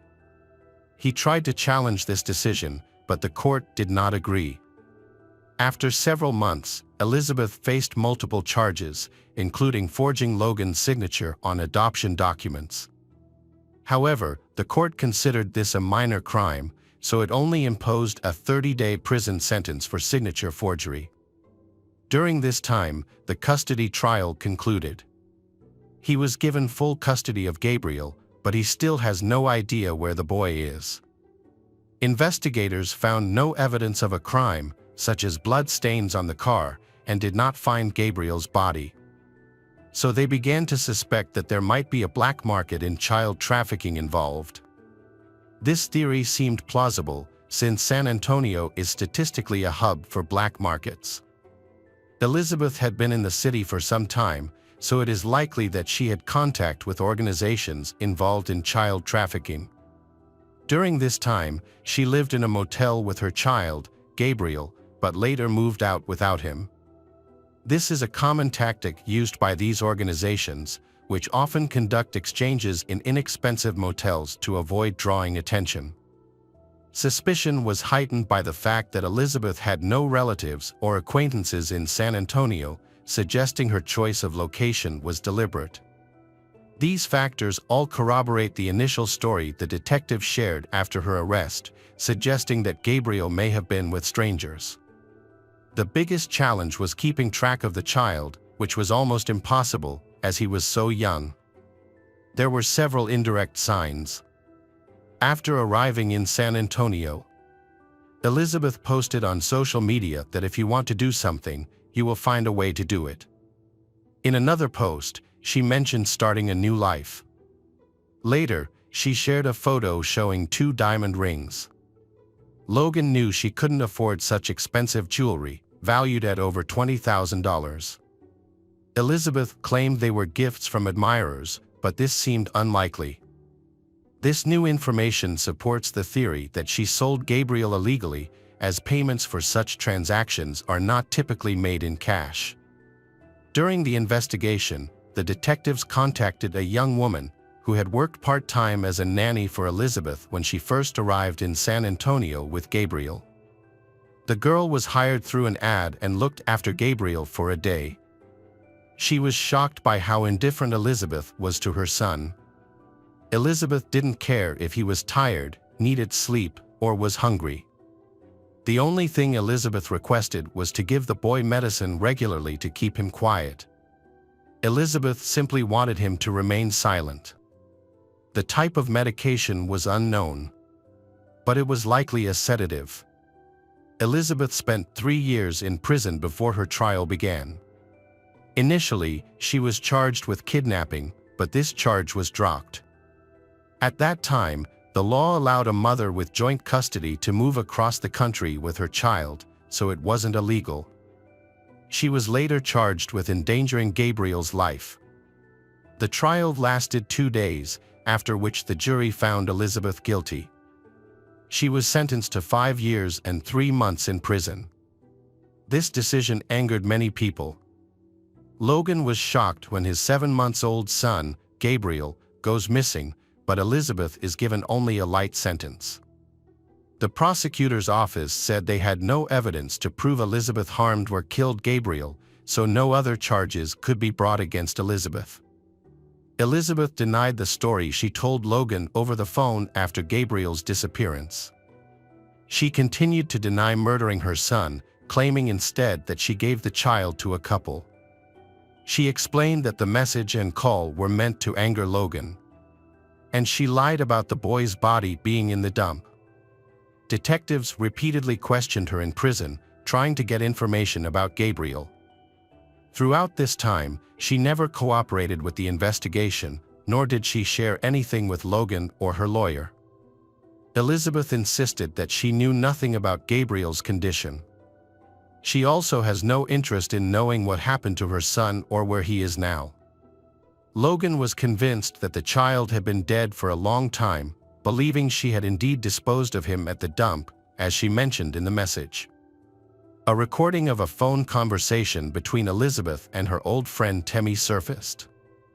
Elizabeth was aware that all prison calls were recorded, so she deliberately lied to distract the detectives. During the call, she praised the detectives for their work but then expressed outrage. Then, she confesses that Temi ruined her life.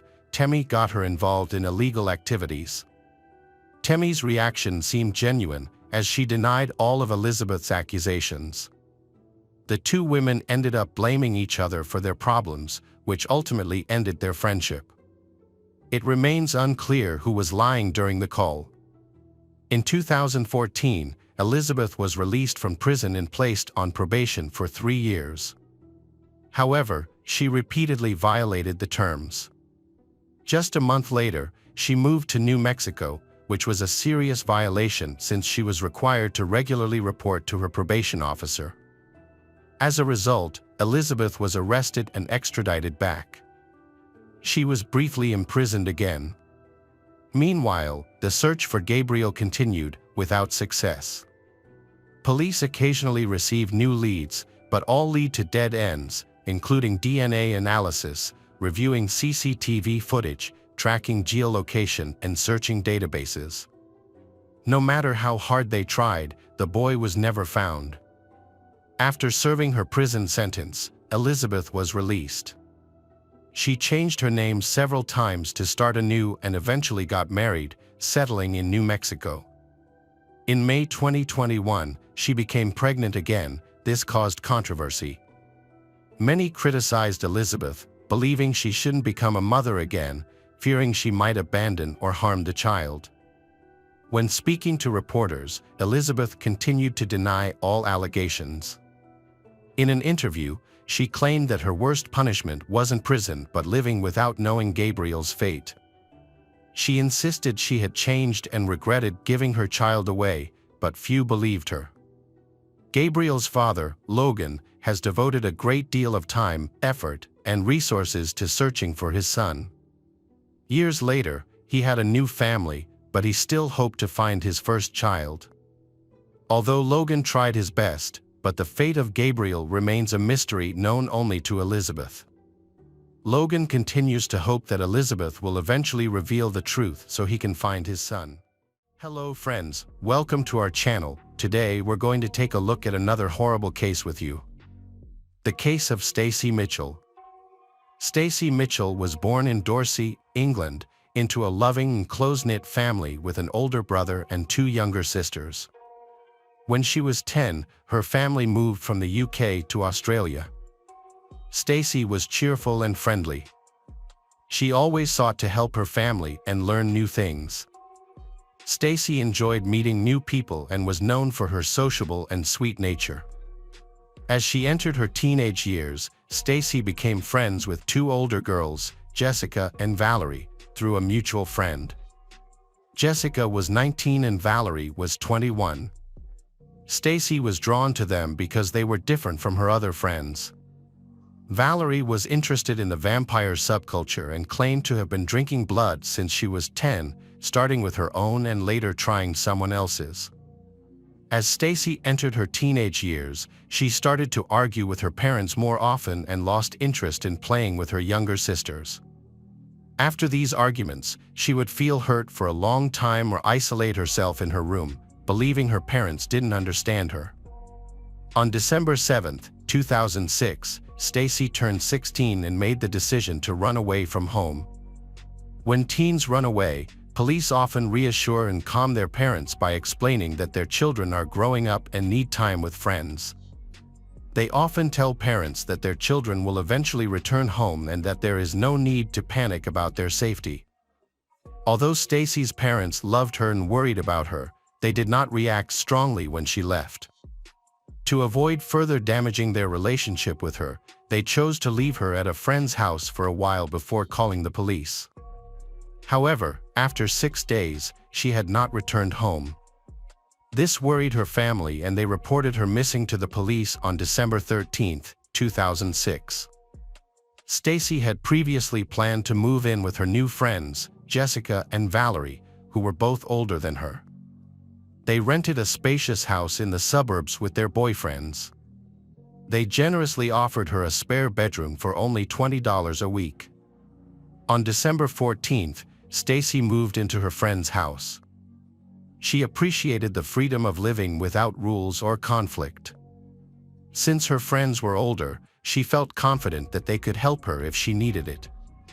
Stacy was then officially reported missing for several days, during which time her family continued to search for her and hoped for her safe return. Despite their disagreements, her parents loved her and wanted the best for her. After searching for Stacy, her parents found her and were able to contact her on December 17, 10 days after she left. During their phone call, Stacy informed them of her whereabouts. In an effort to improve their relationship, her parents chose not to force her to come home immediately. They wanted to rebuild trust and avoid making her feel pressured or uncomfortable. After the conversation, Stacy assured her parents that she would be home the next day. It was agreed that she would stay with her friends one more night before going home. Her parents arranged to meet her at the train station. However, when Stacy's parents arrived at the train station the next day, Stacy was not there. They thought that perhaps she had changed her mind about going home or just didn't want to come with them. They waited to make sure Stacy wasn't late, but in the end, they went home, unable to understand what had happened. After Stacy did not show up, her parents provided the police with all the details about where she said she was staying, including the names of the people she was with. Unfortunately, her parents' worst fears came true just a few days later. On December 21st, a body was discovered and confirmed to be Stacy's. Her body was located inside a large rolling plastic trash can behind a house. The truth about Stacy's murder shocked her family and friends. They discovered that her new friends had planned to kill her just one day after she arrived at their home. Stacy's upbeat attitude and belief that, as older friends, Valerie and Jessica would help her. Stacy often walked around the house in her underwear and frequently entered Jessica and Valerie's room, which angered her friends. Stacy's behavior became a problem for them. Another roommate, David, added to the tension by telling Jessica and Valerie that Stacy made negative comments about his friends and judged their actions. In response, Valerie suggested that they should not let anyone interfere in their lives and decided that they needed to find a way to eliminate the problem with Stacy. However, instead of simply asking her to leave, they considered a darker solution, which was to kill her. The friends began discussing their plan to kill Stacy and informed David of their intentions. David said that on December 17th, he found Jessica crushing glass in a stone bowl in the laundry room. When he asked what she was doing, Jessica frankly explained that they intended to mix the glass into Stacy's food. David expressed his concerns, saying that this method would cause Stacy to die a painful and prolonged death. The glass shards could damage her intestines, leading to pain and loud screaming that could alert the neighbors. In response, Jessica suggested that if Stacy screamed too much, they could bury her head in the ground to silence her. David was asked to join in, but he refused. Then they suggested he just stand there and watch. Stacy had spoken with her parents and was set to meet them on December 18th to go home. She informed David, Valerie, and Jessica about her plans, but they seemed unwilling to change their own plans. David expressed that he felt relieved Stacy would be leaving but did not try to persuade his friends to abandon their scheme. Later that evening, Stacy, Valerie, Jessica, and David went to the local bridge. There was a highway nearby, and they amused themselves by throwing bottles at cars and running away when they interfered with traffic. That night, the four of them returned to the house and sat at the kitchen table drinking whiskey. Stacy complained of a headache, so Jessica gave her a pill, claiming it was a painkiller. In reality, it was a sleeping pill meant for insomniacs. Valerie warned David to go into the bedroom and play loud music. After Stacy took the pills, David noticed Valerie playing music and starting to dance. David decided to go into the bedroom, leaving Valerie, Jessica, and Stacy to continue drinking whiskey while he played loud music in his room. Stacy tries to join the girls in the dance, but Valerie tells her to sit down. Suddenly, David heard Jessica scream, followed by a loud noise and Stacy's scream. It turns out that Valerie has hit Stacy on the head with a concrete block. Jessica calls David, who is terrified. Valerie hits Stacy with the concrete block several more times and then calls Jessica. Jessica paced back and forth between David and Valerie, watching from the doorway to see what Valerie was doing to Stacy. She played music in David's room, sometimes lowering it to talk to him and other times raising the volume to drown out Stacy's screams. Stacy called for help, but David did not respond to her pleas. Stacy crawled to his bedroom door and clung to it, but David slammed the door shut. He told Jessica that he couldn't bear to witness the situation anymore and wanted to leave. Jessica then blindfolded David with a black t-shirt and guided him past Stacy and out of the house. She instructed him to keep walking until it was over, promising to call him later. David was aware that a murder was taking place inside, but instead of intervening, he chose to run away. The concrete block that Valerie used to strike Stacy repeatedly broke, but Valerie continued the assault. Eventually, Jessica joined in. She removed her belt and used the chain to strangle their friend. Despite her last efforts to breathe, Stacy was unable to overcome Jessica's grip and soon lost consciousness. Jessica and Valerie, thrilled with their success, embraced and headed to the table where unfinished whiskey awaited to celebrate. 20 minutes later, Jessica checked Stacy's pulse and confirmed she was still alive. The kitchen was a chaotic scene, with blood splattered everywhere, so Valerie grabbed some sponges and a mop to start cleaning. After about 30 minutes, Jessica checked Stacy's pulse again, but this time the girl had died. Around 1:30 a.m., David called to ask if everything was finished. Jessica replied that Stacy was dead, but they needed more time to clean up, so she suggested David walk around for a couple more hours. He agreed and spent the next 2 hours waiting for the go-ahead to return. The two friends started cleaning up, and surprisingly, they recorded the entire murder on video. While drinking and tidying up, they laughed and made fun of Stacy's accent. Jessica filmed herself laughing and dancing as she cleaned, with Stacy's body on the floor. At 3:20 a.m., Jessica called David to let him know the house was still a bit messy, but he could come over. He was blindfolded again and brought into the room. By that time, Valerie and Jessica had already moved Stacy's body and hidden it in a dumpster behind the house. They then planned how to dispose of it. In the morning, they went to a local hardware store with David to look for a chainsaw and some shovels. On December 21st, police arrived at Jessica and Valerie's home. Jessica escaped by running out the door, while Valerie stayed inside and gave the police a false name. She and David claimed that Stacy had abandoned them and that they did not know her whereabouts. 3 hours later, after discovering Valerie's real name, the police returned to the house. This time, only David was present, and he confessed that Valerie and Jessica had killed Stacy and revealed the location of her body, which was in a plastic wheelie bin behind the house. After the three were arrested and taken to prison, Valerie was placed in a cell with an inmate named Rochelle Van Roos, with whom she conversed about various topics. Rochelle later recounted hearing Valerie tell a story about murdering a young girl. What was striking was that Valerie showed no remorse or guilt. In fact, she seemed proud of what she had done. Valerie claimed that she and Jessica were excited about the murder and then celebrated by drinking, feeling relieved to be rid of that annoying girl.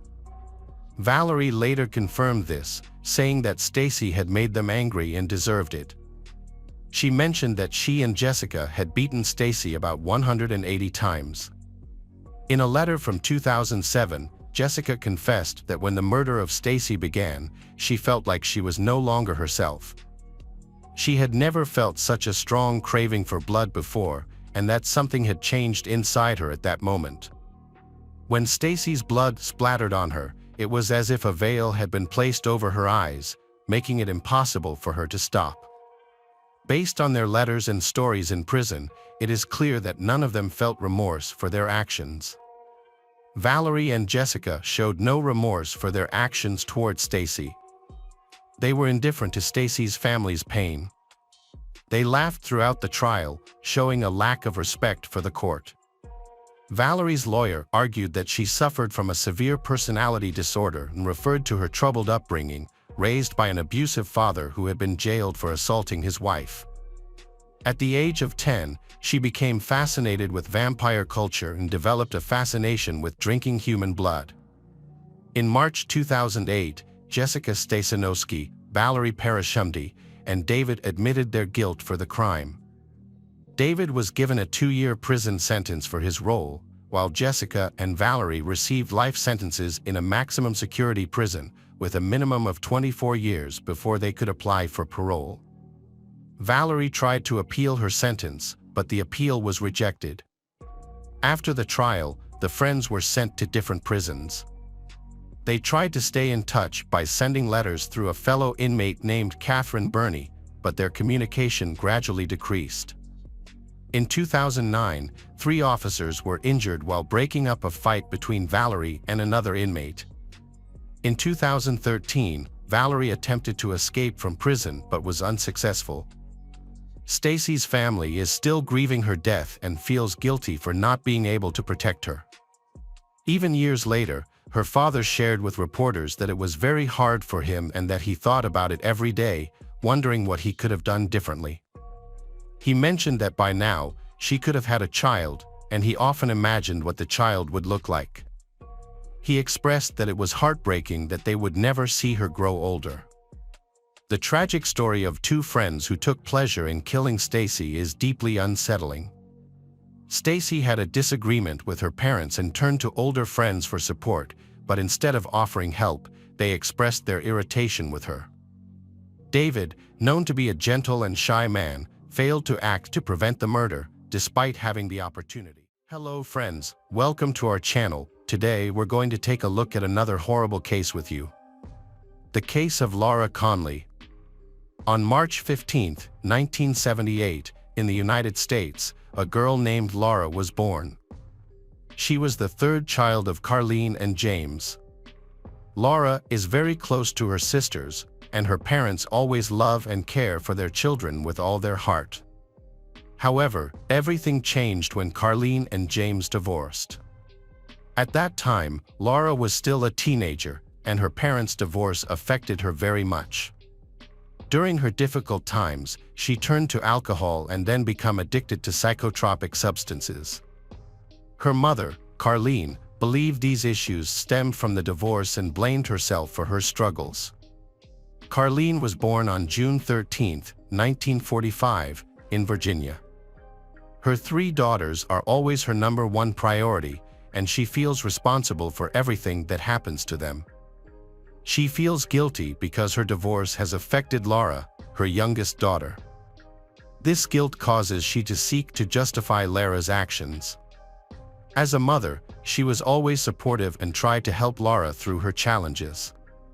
However, other family members and acquaintances often found Laura irritable and always wanting attention. Even though 20 years have passed since Laura's parents divorced, when her 2 older sisters were married and living on their own, she continued to live in the family home. She was unemployed and continued to demand attention from her mother, Carlene. At one point, Laura has a boyfriend, and he moves in with her and her mother, Carlene. Laura believed she was mentally ill and repeatedly sought medical help to be prescribed psychotropic medication. Eventually, medical professionals stopped prescribing these medications to her. Because of craving for psychotropic drugs, she begins sneaking into neighbors' houses to steal any pills she can find. She also took advantage of her mother's kindness, repeatedly calling her mother at work and bothering her for various reasons. This eventually forced her mother to quit her job. In 2008, Laura was convicted of a minor shoplifting offense, but was quickly released after her mother, Carlene, posted bail for her. Unfortunately, the situation only worsened. At first she just scolded her mother, but gradually she started abusing her mother. Despite being hurt, but Carlene did not want to report her daughter to the authorities or have her thrown out of the house. On one occasion, after a violent incident, specialists were called to assess Laura's mental health. Even then, Carlene allowed Laura to return home, believing it was her duty as a mother to care for her.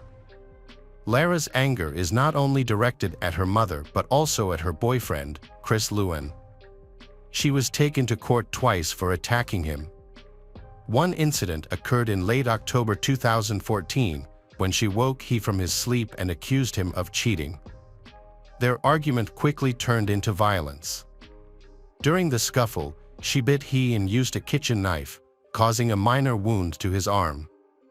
This incident resulted in Laura being charged with a misdemeanor and she having to attend anger management therapy. Even though she was over 35 years old at that time, her behavior remained unchanged. A few months later, on January 7, 2015, Laura was arrested again. This time, she bit Chris's finger when he tried to stop her from attacking Carlene. He cannot understand why she resents her mother, Carlene, so much.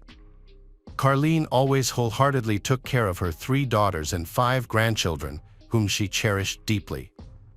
Carlene tried her best to take care of Laura, providing everything she thought could help Laura overcome her problems. Sadly, despite Carlene's unconditional love and good intentions, Laura's cruel actions towards her were not stopped. On March 14, 2015, Laura called 911 to report an incident at her mother Carlene's home. She told the operator that there had been a home invasion and that her mother had been fatally shot. Officers from the Independence, Taylor Mill, and Covington police departments quickly arrived at the scene and were met with a gruesome sight. Laura was covered in blood. And Carlene, a 69-year-old woman, was lying on the kitchen counter, barely alive and suffering from multiple stab wounds. When police questioned Laura about what had happened, she claimed she couldn't remember, saying she had lost consciousness. However, she mentioned that, 2 hours earlier, a group of people knocked on the door asking for candy, a common occurrence during Halloween, despite Halloween being months away. She gave police various descriptions of the suspects, prompting authorities to launch a search. Police set up a cordon in the area, but no one matching Lara's descriptions was found. To further investigate, the police brought Lara to the station for questioning. During the interrogation, she shared additional details about the assailants, but also introduced inconsistencies. For example, she believes she was targeted because she has not paid the drug dealers. She later gave contradictory accounts of how she discovered Carlene's body. She initially said that when she got home, she found Carlene dead. She later said she slept in the basement, and after waking up and going upstairs, she saw Carlene's body lying on the kitchen floor. Hours after the investigation began, detectives Mike Richmond and Jim Moore from the Independence Police Department quickly identified Lara as being involved in the case. It became clear that she had lied to the police about what happened. Evidence showed that there was no break-in, and no fingerprints were found on the doors or windows. This led investigators to conclude that Lara was the only person in the house when her mother, Carlene, was murdered. Early on the morning of Sunday, March 15th, Lara's 37th birthday, authorities arrested her for the murder of Carlene. The following day, Monday, March 16th, Lara appeared in court via video link. She asserted that she was not guilty. However, she was detained without bail and sent to county jail, facing charges of murder and domestic violence. The court also prohibited her from having any contact with her boyfriend, Chris. Prosecutor Rob Sanders said Carlene's murder had come as a huge shock to local residents, as their area was known for its safety and low crime rates. He stressed that the case was still under investigation and admitted that it was still unclear what had happened. He also said that the reason why Lara committed such a serious crime would soon be clarified. The forensic report revealed the brutal nature of the attack. An autopsy showed that Carlene had been stabbed 77 times. She also had 27 defensive wounds and 2 bite marks. On March 24th, Lara appeared before a judge. She explained that she had no money, making her unable to afford a lawyer. In response, the judge assigned her a public defender and proceeded with the hearing. During the court proceedings, Detective Michael Richmond testified that there was no evidence of forced entry. He stated that Lara herself had opened the door to let the police in, and at the time of the incident, only she and Carlene were at home. Detectives reported that inside the home, they found Carlene on the kitchen floor, surrounded by several knives. He also reported that when they saw Lara, she was covered in blood, which was found on her shirt, arms, legs, face, and even on her lips and nose. After reviewing police testimony, the judge sent the case to the jury. On April 16, 2015, Lara Conley was formally charged with the murder of her mother, Carlene Conley. During the trial, the jury heard testimony from approximately 50 witnesses. The prosecution bolstered its case with testimony from police officers involved in the investigation and members of Carlene's family. The defense argued that Lara acted in self-defense. According to her lawyer, the stabbing incident happened due to stress when she was attacked by Carlene. When Lara testified, she told the jury that she and Carlene had been arguing about how she usually celebrated her birthday. During the argument, Carlene picked up a heavy object and struck her on the head.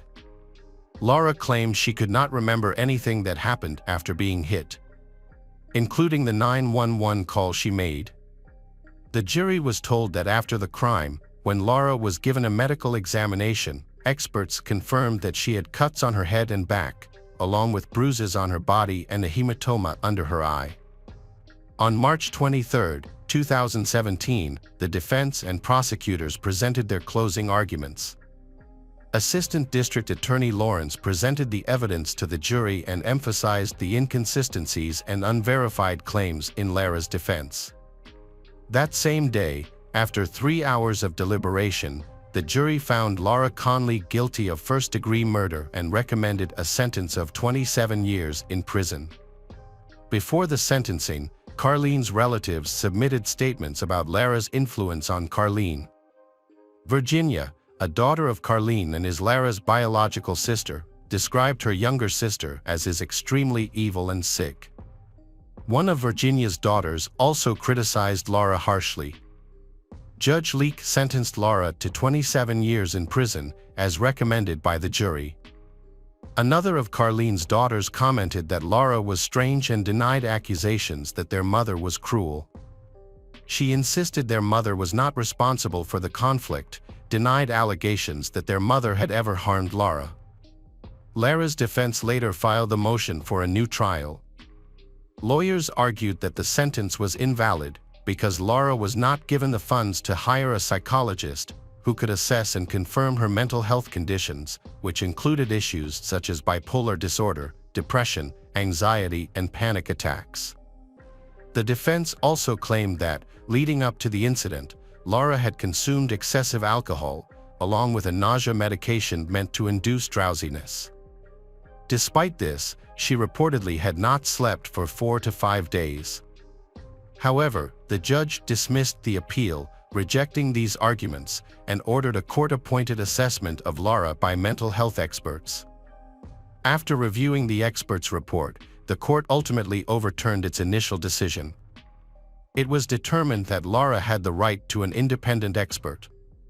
Additionally, the defense argued for the cancellation of the preliminary trial and called for a new trial, claiming that a mistake had led to Lara being found guilty. The prosecutor's office was permitted to present evidence of a previous attack committed by Lara. In June 2019, the Kent Supreme Court ruled that the trial court had made an error. The decision quashed Lara's 27-year prison sentence and ordered a new trial. However, despite winning the right to a new trial, Lara chose to avoid the retrial and instead signed a plea agreement. This reduced her sentence to 20 years, and she will become eligible for parole in 2032. Lara is currently being held at the Women's Correctional Facility in Kent. For Carlene's loved ones, Lara's conviction marked the end of the legal process, but it did not heal the pain. Their family will never be the same. Carlene's 2 daughters had to continue their lives without their mother's comforting words and warm embrace. The fact that a family member was responsible for Carlene's tragic death makes this story even more heartbreaking. Lara killed her own mother and has shown no remorse for her actions. Hello again, true crime fans. We've got another mysterious case to explore. The case of Tiffany Maher. Tiffany Maher was born on April 29, 1973, in Tulsa, Oklahoma. Her father was a college professor, and her mother, a Harvard graduate, eventually became a housewife. They had high expectations for Tiffany. Her parents set a goal for her to earn a college degree, and they worked hard to support her. Tiffany had a high IQ, and her family created a nurturing environment focused on education. As a result, she entered university, fulfilling her parents' dream for her. Tiffany has a sociable and humorous personality. She is very intelligent and friendly. Tiffany is not interested in romantic relationships. She focuses on her studies, which she enjoys very much. She feels that she has the ability to achieve great things with her intelligence, so she has chosen to postpone looking for a life partner. Tiffany is 40 years old and lives in the small town of Tulsa, Oklahoma. Although intelligent and educated, she is still single and is looking for her soulmate. She has a deep affection for animals, so her friends gave her 2 cats. The cats have become an important part of Tiffany's life. She loves them dearly and treats them as if they were her own children. During this time, Tiffany served as an associate professor in the chemistry department at Northeastern State University. She was well known for her sociable and friendly nature, easily connecting with everyone. Her lectures were not only informative, but also engaging, featuring a mix of stories and jokes that kept students entertained. Her cheerful personality made her beloved by everyone in her circle. Outside of work, Tiffany enjoyed crocheting and going to karaoke with friends. She was comfortable being alone and dedicated herself to her work.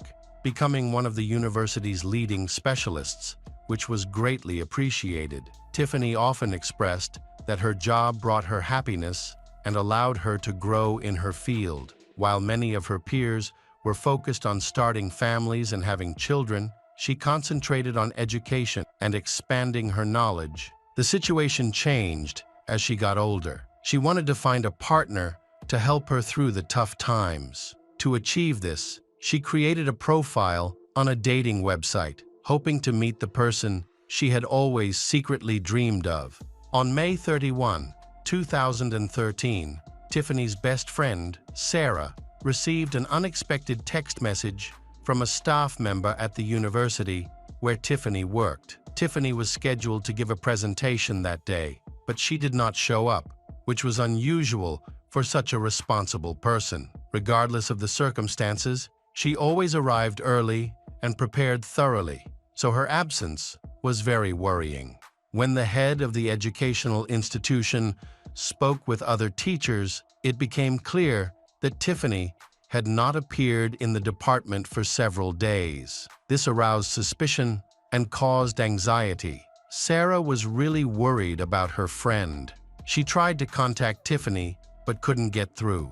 For days, Tiffany ignored both calls and texts. Sarah had a feeling that something was wrong, but she tried to push those worrying thoughts away.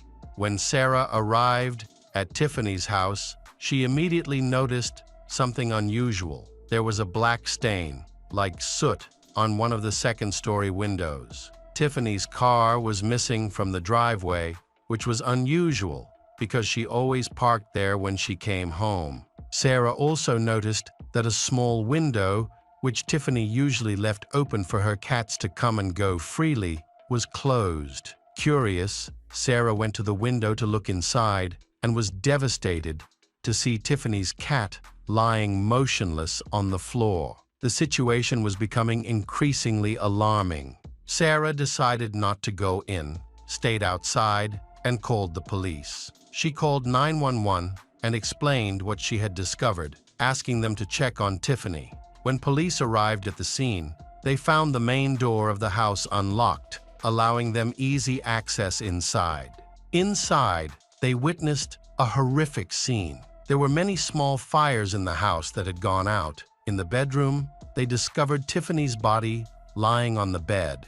Surprisingly, other than her burned legs, there were no visible injuries on Tiffany's body, and there were no defensive wounds on her hands or anywhere else on her body. After investigating the crime scene, the police determined that the fire originated in the living room and bedroom on the first floor. An object was placed under the sofa, but it did not catch fire, so the fire went out. A similar incident occurred in the bedroom, where the bottom of the bed was burned. The police who arrived at the scene discovered that several items were missing from Tiffany's home, including a laptop, a cell phone, a TV, a karaoke machine, and a car. The police concluded that this was likely a robbery. In addition, there are concerns that Tiffany may have been sexually assaulted. Suspicious marks on her underwear raise suspicion. All of these details will be collected for testing. A citywide alert was issued to begin searching for Tiffany's car, a 2011 red Ford Fiesta. Forensic experts quickly collected evidence at the crime scene, while police interviewed neighbors and people close to Tiffany. Since there were no signs of forced entry, it is believed that Tiffany knew the attacker and let him into her home willingly. Police first spoke with Tiffany's mother, Maria. She reported that she last saw her daughter on May 26, just 5 days before Tiffany was found. Maria and some relatives had attended a basketball game that day and had a good time together. Tiffany had plans to attend a date that evening, but did not share any details about the date. Maria noted that Tiffany seemed calm, untroubled, and had not received any threats. After the autopsy was completed, the medical examiner provided new information. They concluded that Tiffany died of asphyxiation, possibly from the pillowcase found at the scene. The police needed more time to investigate, but they found no signs of strangulation. Forensic experts also ruled out the possibility of death from fire because there was no smoke in Tiffany's lungs, suggesting she died before the fire broke out. It appears the killer set the fire to destroy evidence of the crime. The medical examiner estimated that Tiffany had been killed on May 26, 5 days before Sarah reported the incident to the police. The information Tiffany's mother provided about Tiffany's meeting on the day of her death seemed important. It was essential to find out who Tiffany was meeting with. The police needed to identify Tiffany's contacts and her method of communication.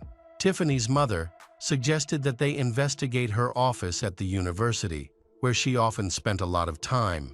At first, the office seemed unremarkable. However, police found a working computer and discovered that Tiffany had a profile on a dating website. Her best friend confirmed that Tiffany had recently been considering dating and finding a partner. Tiffany was using a popular Canadian dating website at the time. Police contacted the site's administrators to gather information about Tiffany's dating activities and messages. Since the site was based in Canada, they had to submit a request and wait for a response. Police then received a tip that led them to Tiffany's car, which had been found abandoned in the parking lot of an apartment building where her parents lived. Her parents did not mention the presence of the car, which aroused suspicion. Police interviewed them again, but her parents were completely unaware that their daughter's car was in the parking lot. After questioning, it became clear that her parents had nothing to do with the incident. It appeared that the criminal had intentionally left the stolen car near her parents' home to throw the investigation off track. The car was confiscated and sent for examination. Forensic experts examined it to find any signs of a potential thief. They discovered fingerprints on the steering wheel and DNA samples that did not belong to the Tiffany. The Canadian dating site's management has finally responded. They revealed that in early May, Tiffany created a profile and contacted multiple men at once. However, she mainly corresponded with one person. Unfortunately, this person did not provide his real name or surname. His account was Fander1980. There were no photos or phone numbers associated with the account, which raised suspicion from the start. Sadly, the account was deactivated the same day her body was discovered.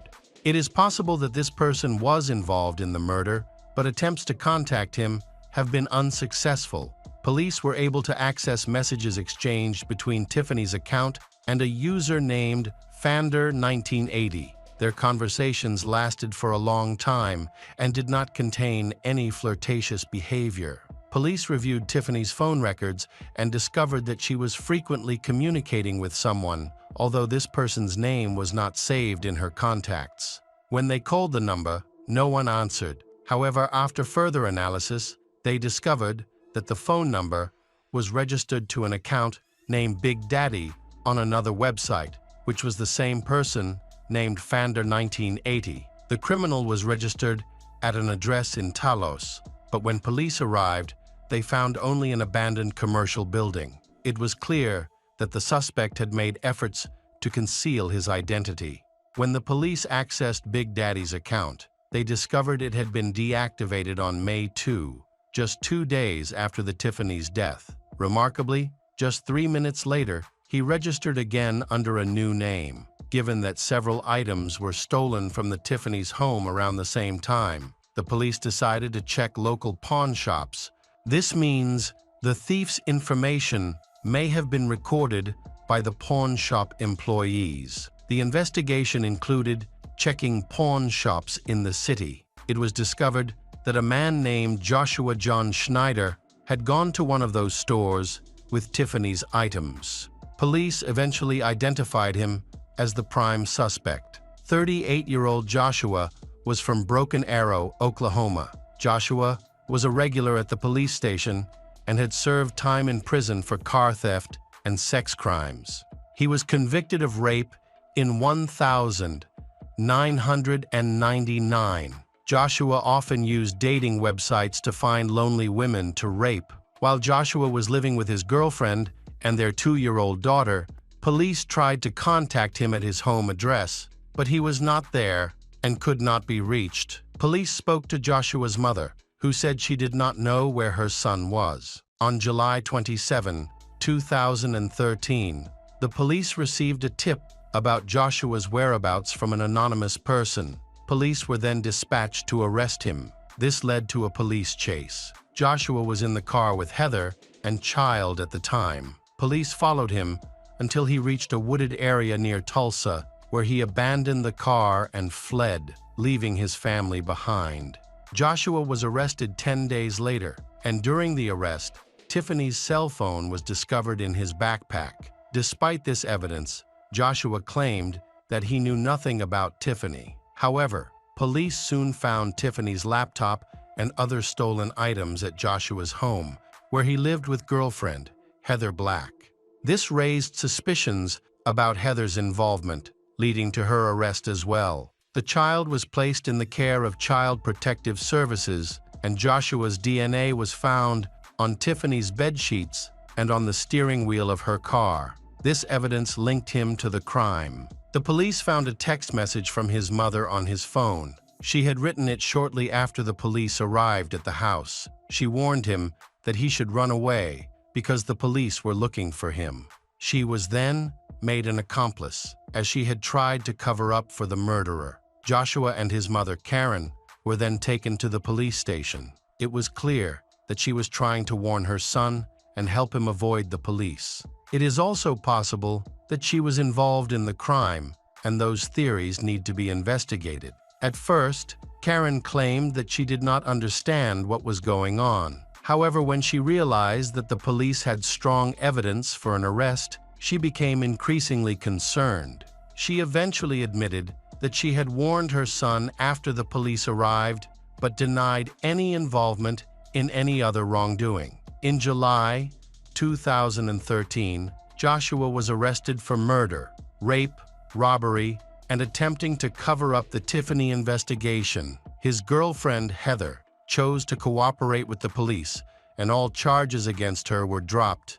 During the hearing, she confirmed that Joshua had confessed to Tiffany's murder and that he had tried to avoid the police, putting both her and her daughter in danger. Faced with overwhelming evidence, Joshua began to speak out. He claimed that his online relationship with Tiffany began as a simple flirtation, but they eventually decided to meet in person. On the day of their meeting, they had sex and then spent some time talking. When Joshua suddenly confessed that he was living with a girl and a child, Tiffany was furious. She then threatened to expose their relationship.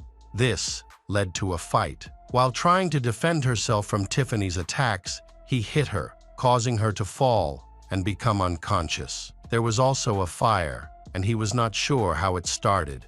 He claimed that when Joshua left the scene, Tiffany was dead. However, the prosecutor's office believed his entire story to be a lie and found it completely unbelievable. The prosecutor's office pieced together the facts of the case. On May 26, Tiffany attended a basketball game with her parents. That evening, she met Joshua at her home. When he arrived, Joshua overpowered her, attacked her, and then strangled her. He claimed that their encounter was consensual, but experts believe that was not the case. He decided to kill Tiffany and then steal her belongings. He then tried to burn the house down to destroy the evidence. However, he fled the scene before realizing that the arson had failed. It was clear that the fire was intentional. After leaving the crime scene, he stole Tiffany's car. He then used it to drive to Tiffany's parents' apartment complex. He left the car there to distract the investigation. Police discovered that some of the stolen items were sold by Joshua at pawn shops, while other items such as his phone and computer were left at his home, Joshua. The defense argued that Joshua had been abused by his father as a child, which had a negative impact on him. However, this claim is not convincing, given the horrific nature of the massacre.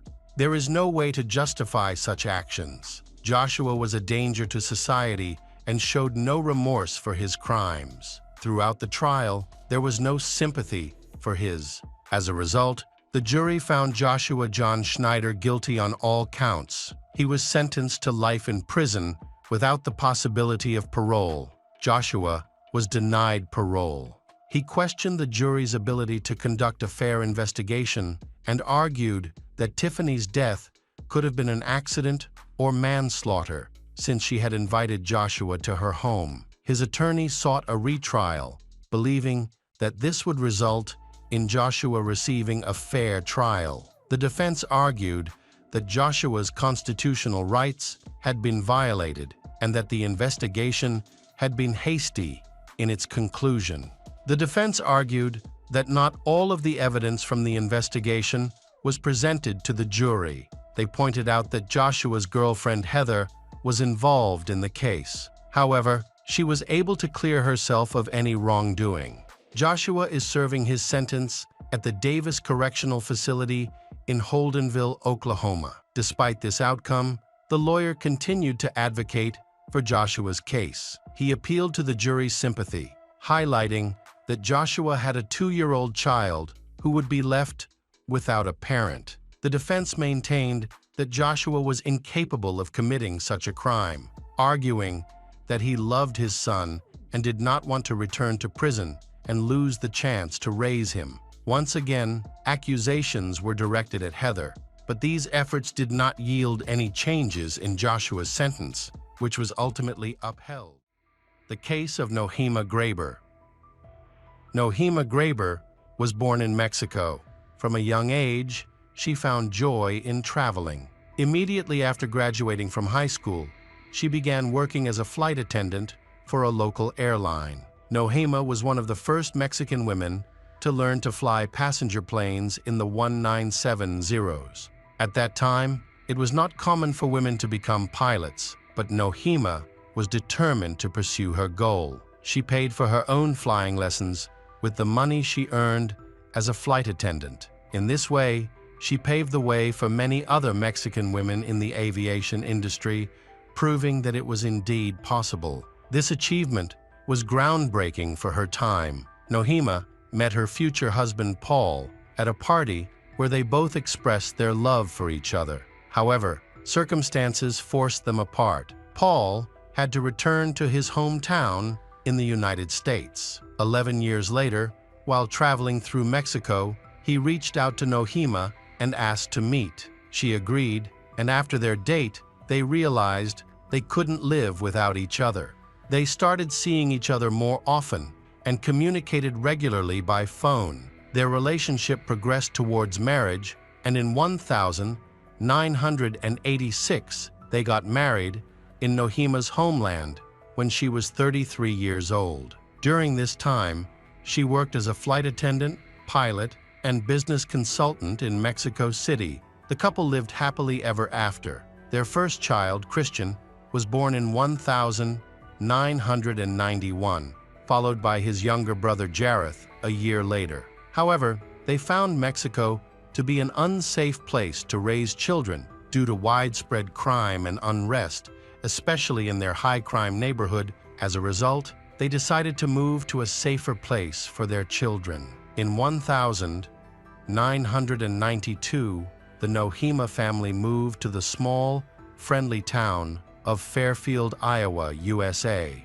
The town was a typical American suburb with a low crime rate and a tight-knit community, home to less than 10,000 residents at the time. It was also Paul's hometown. Nohema was a homemaker, while her husband had a good job to support the family. Soon after, the Nohemas welcomed a daughter. For many years, the Nohema family was respected in the community and was known as friendly, humble, and decent people. Nohema was very active and enjoyed hiking in nature. This lifestyle continued until her children grew up and had their own families. Then, conflicts began to arise between Nohema and Paul, which eventually led to divorce. Despite the divorce, both parents maintained a strong relationship with their children. They also kept in touch with each other, calling and talking regularly, and occasionally having dinner together. Paul was a devoted father, actively involved in his children's education. He spent time with them and supported their education. This support continued even after his children were grown. At that time, Nohima, who was in her 50s and finding single life uninteresting, decided to pursue her childhood dream of becoming a teacher. She earned a degree in English and a teaching certificate from the University of Iowa in nearby Mount Pleasant. In early 2012, Nohima began teaching at Fairfield High School, where she quickly became popular among students and staff. The students showed her a lot of affection, which set her apart from other teachers. She also taught Spanish part-time. On November 2, 2021, Nohima did not return home after work. She lived alone, so no one knew what happened to Nohima. It was not until the next morning that the staff at her school noticed that Nohima had not come to work. Her colleagues tried to contact her by phone and through social media, but they received no response. Worried, they contacted her ex-husband, Paul. He was worried because he knew Nohima was a responsible person and would never skip work without informing anyone. Feeling worried, he decided to check on her and drove to her house. No one answered his knock, so Paul began looking through the windows but saw no signs of anything unusual inside. He became concerned that Nohima might have had a medical emergency. He then called the police for assistance.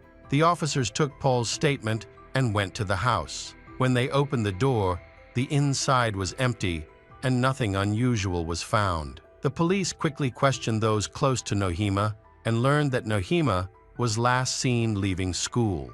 She got into her car and drove away. Nohima often went for a walk in the park to enjoy nature after a day's work. The police tracked her phone and confirmed her daily routine. After work that day, she went for a walk in the park. Police requested surveillance camera footage from the park and began an investigation. A family member provided valuable information about Nohima's daily walking route.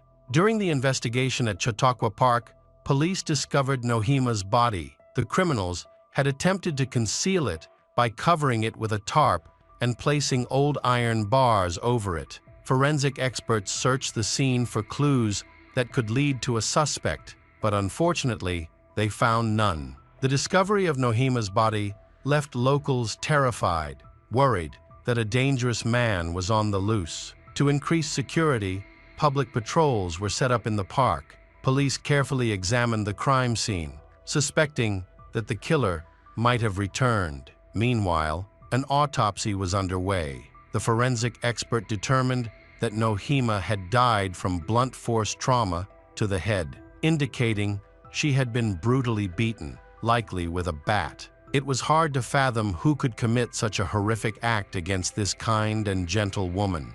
Those who knew her insisted that she had no enemies or anyone who would wish her harm. A school student suddenly contacted the police with information about two teenagers. The informant revealed that these teenagers were her classmates who had boasted about a murder on social media. The suspects were identified as 16-year-olds Willard Miller and Jeremy Goodale. Even though their social media accounts had been deleted, the police managed to review their profiles, which raised several concerns. Police began interviewing students in Nohima's class, and multiple witnesses reported that on the day of her disappearance, she had argued with Willard. He claimed that she had unfairly given him low grades, which affected his overall grades. Willard initially asked Nohima to raise his grade. However, she believed that with more effort, he could have achieved better results on his own.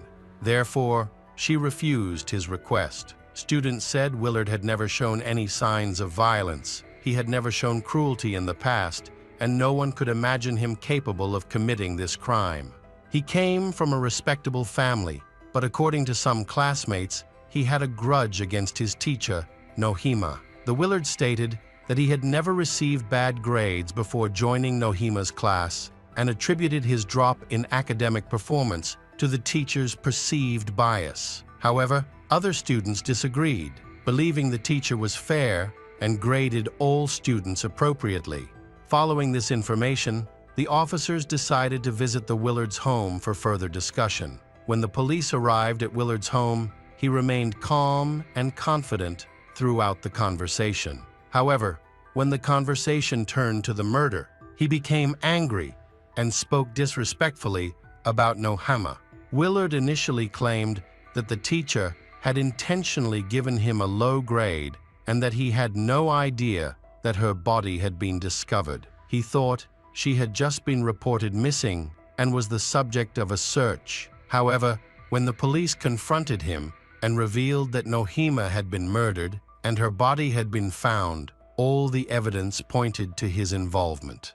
Under pressure, Willard quickly admitted that he had been present at the attack on Nohema. He claimed that other masked men had attacked Nohema with baseball bats and that he had been forced to watch. They then forced him to load her body onto a cart in the park and take it near the cultural heritage site. Willard denied any role in the crime. At the same time, police were searching for Nohema's car, which was missing from both the school parking lot and the park.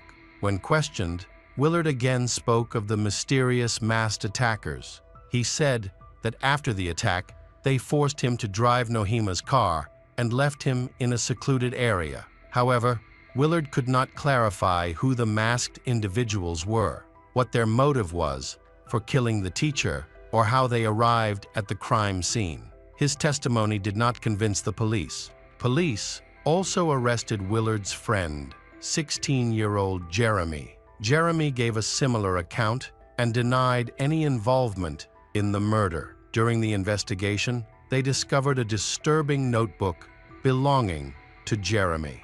After examining its contents, police determined that in the months leading up to the tragic incident, the two boys had been following Nohema and recording her actions. They recorded details such as what time she left school, how long she stayed in the parking lot, where she went, and other specifics. These notes revealed a significant part of her daily routine.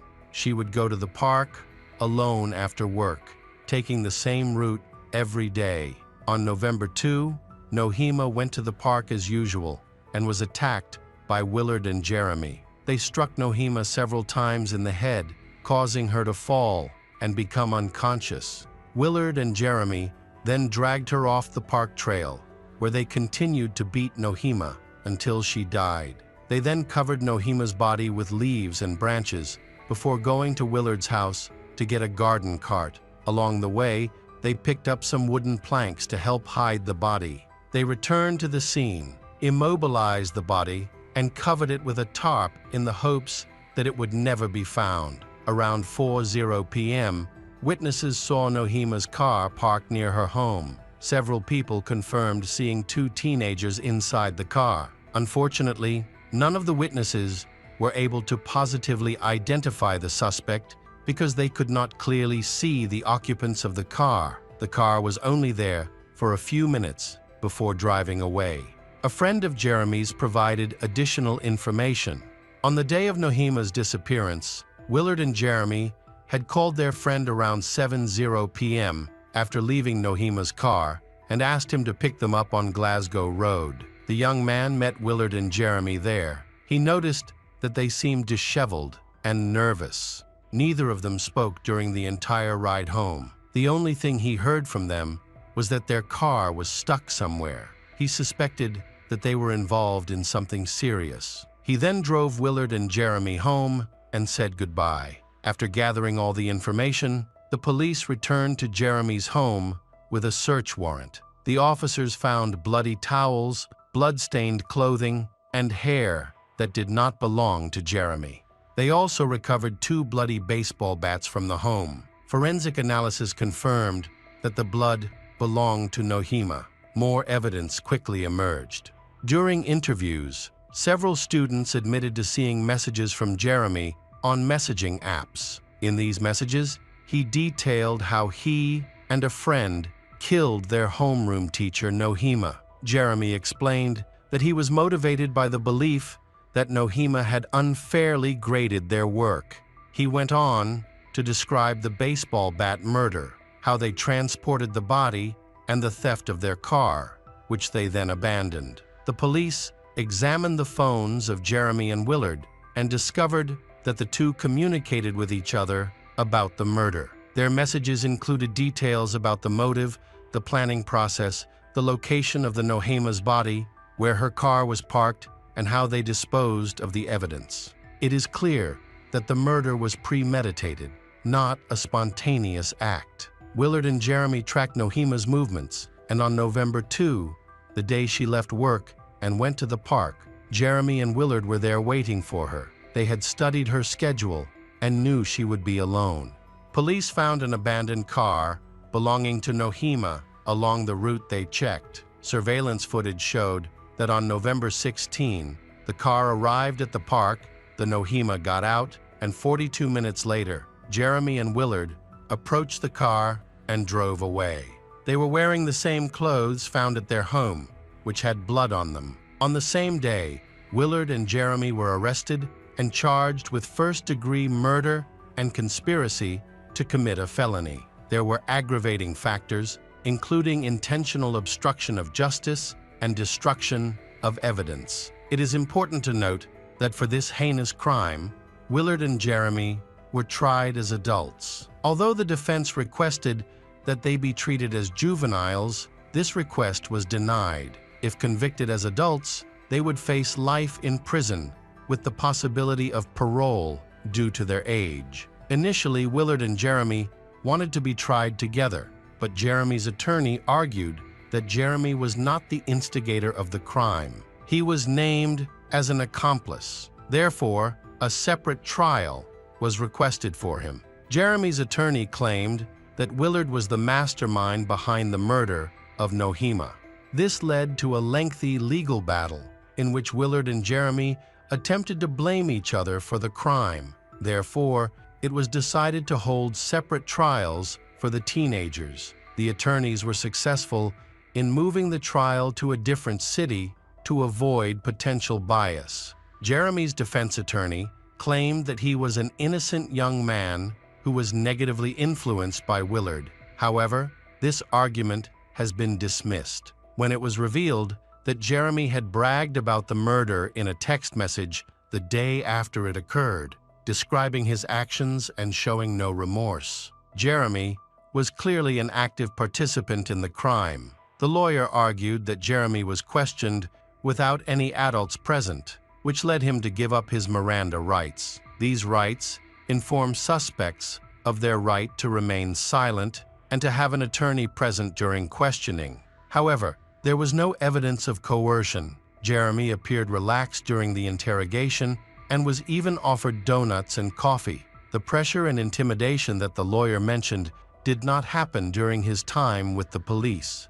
The trial for Jeremy was set for December 5, 2021, while Willard's trial was scheduled for August 21, 2022. On November 2, a hearing took place to confirm the trial's schedule, and Jeremy successfully postponed his trial. The defense team was busy preparing the case materials, and the Supreme Court was also involved. Willard's defense team requested a thorough investigation into the actions of police agencies. This investigation included reviewing police procedures and looking for any violations or inconsistencies. The defense claimed that the police had lied to obtain a search warrant. If they proved this, the lawyers could eliminate certain key pieces of evidence from the trial, preventing them from being presented to the jury during the upcoming hearings. The defense actually managed to block some of the data that the police found on the phone and computer. Attorneys tried to exclude any social media conversations and text messages that contained confessions about the murders. They claimed that Willard and Jeremy may have made up these stories or claimed responsibility for the crimes to gain attention from their peers. However, the defense's efforts were unsuccessful. During the trial, Willard's mother came to court to defend her son. She explained that when police approached her son on November 4, 2021, at approximately 5:30 p.m., they did not inform her of his possible involvement in the murder. She thought he was being questioned like any other student in Nohima's class, simply as a witness. Had she known that the police considered Willard a suspect, she would have made sure he had legal representation. She said the police visit took her by surprise. When she took Willard to the police station, she was in a hurry and accidentally took the wrong glasses. As a result, when she was asked to sign some papers there, she could not read what was on them. She told the police about her situation and refused to sign. The police assured her that it was just a formality to request permission to interrogate her son, so she signed without thinking. Now, she complained that she felt cheated. After all that had happened, she was not allowed to see her son because he had been arrested on suspicion of murdering Nohima. This situation made her extremely angry with the police's actions. Willard's mother contacted a friend who was a police officer and learned that her son, as a minor, should not be questioned without a lawyer. This information led her to suspect that both she and Willard were being tricked into expediting the case. She believed that Willard's statements were false confessions, coerced by the officers who had left him alone. This violated proper investigative procedures. The mother returned to the police station at approximately 7:30 a.m. and asked the senior inspector to stop speaking to her son, exercising Willard's legal right to do so. The police agreed to her request. However, official reports indicate that the questioning lasted a long time and did not end until 9:30 a.m. The prosecutor's office maintained that they did nothing wrong, explaining that state law allows for the questioning of minors if there is suspicion of their involvement in a crime, especially in serious cases. The police involved in the investigation denied the mother's allegations, claiming that they had clearly communicated the purpose of their visit and search, and that Willard had voluntarily consented to being questioned. However, the mother maintained that she would never have allowed Willard to be questioned without her presence and without an attorney. The prosecution said they had substantial and near-certainty evidence of Willard and Jeremy's guilt, which is why they proceeded confidently and transparently. Their actions were in compliance with state law. In Iowa, police can question minors without their parents present because the parents are likely suspects in the crime. However, if the parents are present, they have the right to request that the questioning stop or have an attorney present. The jury considered statements from Willard's parents and scheduled the trial for March 20, 2023. The defense then attempted to delay the trial again. The attorney argued that his schedule was too tight and asked that the case be postponed until later in the year. This delay was seen as disrespectful to the families of the Nohima who were seeking justice. It is unacceptable to them to assume that lawyers are too busy to adjourn the trial. Therefore, this excuse was not considered and the trial proceeded without further delay. The judge therefore set Willard's trial date for March 20, 2023. Jeremy is scheduled to appear in court on May 15, 2023. During this time, Nohima's social media page became a memorial page, with many students writing letters in honor of Nohima. The trial found that Willard was the one who delivered the first blow, which was not fatal. However, he then struck Nohima in the head several times. Realizing the severity of his actions, Willard apologized to Nohima's family and confessed to the crime. He was ultimately convicted of first-degree murder and attempted murder. In July 2023, Willard Miller was sentenced to life in prison with the possibility of parole. Jeremy Goodale was sentenced to life in prison with the possibility of parole after 25 years. This tragedy resulted in the death not only of Nohima, but also of her ex-husband. Paul had been battling cancer, but after hearing the news of Nohima's death, he fell into a deep depression and stopped seeking treatment. Without medication, Paul could not control his disease and soon passed away.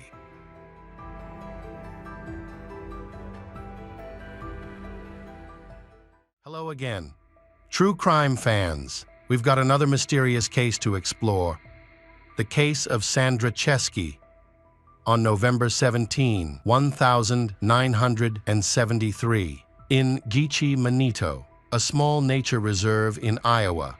On that day, 5 teenagers from South Dakota embarked on a trip there, planning to enjoy their Saturday together, unaware that only one of them would return alive. Sandra Chesky, born in 1960, was the youngest of 5 children. Her parents lost a son shortly after birth due to health problems. Her parents faced serious financial difficulties, which led to conflict. Eventually, the father left, leaving the mother to care for 3 sons and a daughter alone. She had to work hard to support her young children. While her mother completed her nursing studies, the children stayed with their grandparents. By the time Sandra was 18 months old, they had all lived together for 3.5 years. Life on the farm with her grandparents was difficult. Mainly due to their age, it was difficult for them to manage 4 grandchildren. So the children were often left to fend for themselves. However, the grandparents were very involved with their grandchildren, and the children grew up in a loving environment. After finishing school, the children were reunited with their mother. By the time Sandra started school, her mother had started a new relationship and invited her partner to live with her. This led to conflict in the family as the children struggled to accept their stepfather, creating a tense atmosphere. The mother wanted to build her own life, but her children felt like a hindrance. Finally, she made a difficult decision. One day, when Sandra returned home from school, she learned that she and her brother Bill were going to be placed in different foster homes. This news shocked Sandra because she had not caused any problems and had tried to maintain good relationships with everyone in the family. Sandra felt that her mother was choosing her new partner over her children, which felt like another betrayal to her. The foster family she was placed with was dysfunctional. One day, Sandra told a social worker that her foster parents were abusive. Unfortunately, she was moved to another foster family that was also cold and uncaring. She did small chores around the house and felt like a servant. Eventually, she convinced her mother to let her return home. During this time, her brother, Bill, also returned home. He had previously lived with a police officer's family, where he learned strict discipline. The 2 brothers tried to behave and obey their parents, fearing that they would be sent back to foster care. However, after a while, Bill lost his temper, prompting his stepfather to send both him and Sandra to a strict boarding school in South Dakota. The rules there were harsh. When they returned home for the holidays, they begged their parents not to send them back and were filled with fear. In the summer of 1973, Sandra's family moved to a large farm outside of Sioux Falls. At the time, Sandra was just 13 years old. At a party with friends, Sandra met a boy named Roger Essam. Roger was a friend of one of Sandra's acquaintances, and after they met, they began talking and communicating regularly. Eventually, Roger asked her out on a date, and their relationship developed over time. Roger, 17, and Sandra, 13, are in a relationship. But Sandra looks older than her actual age, which is why Roger doesn't suspect her of being too young. However, Sandra is afraid of losing him and keeps her real age a secret.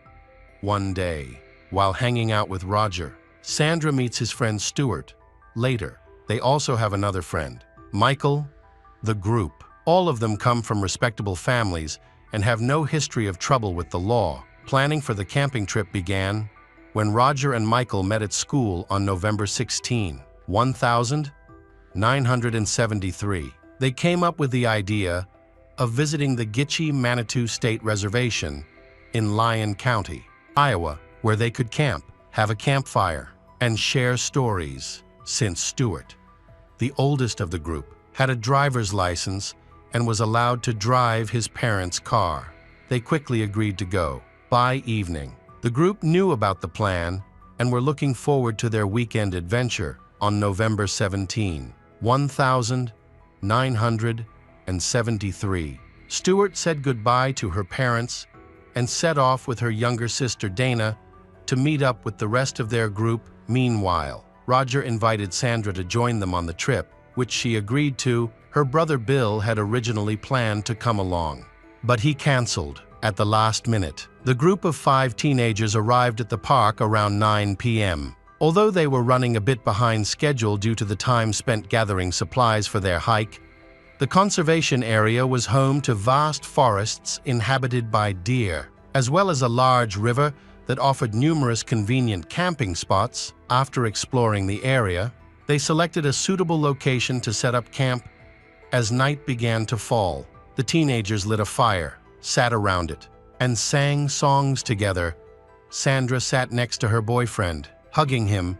The group was having a wonderful time, completely oblivious to the deadly dangers that the night could bring. On November 18, 1973, a young couple visited the reserve, intending to take a relaxing walk and enjoy the scenery. However, during their walk, they stumbled upon something suspicious in the distance. As the man approached, he saw 2 lifeless bodies lying in the tall grass. He immediately reported the discovery to a park ranger and the police. About an hour later, police arrived, and after investigating, they discovered the bodies of 2 teenagers who had been killed by gunfire. The victims had suffered multiple gunshot wounds to their bodies, including their backs, heads, and chests. Police determined that the victims were killed at close range, giving them little chance of survival. The severity and proximity of the wounds led police to conclude that the attack was brutal and intentional. A fire was discovered at a nearby campsite, likely started by a group of teenagers. However, upon further investigation, 2 more bodies were found, both victims killed by gunshots.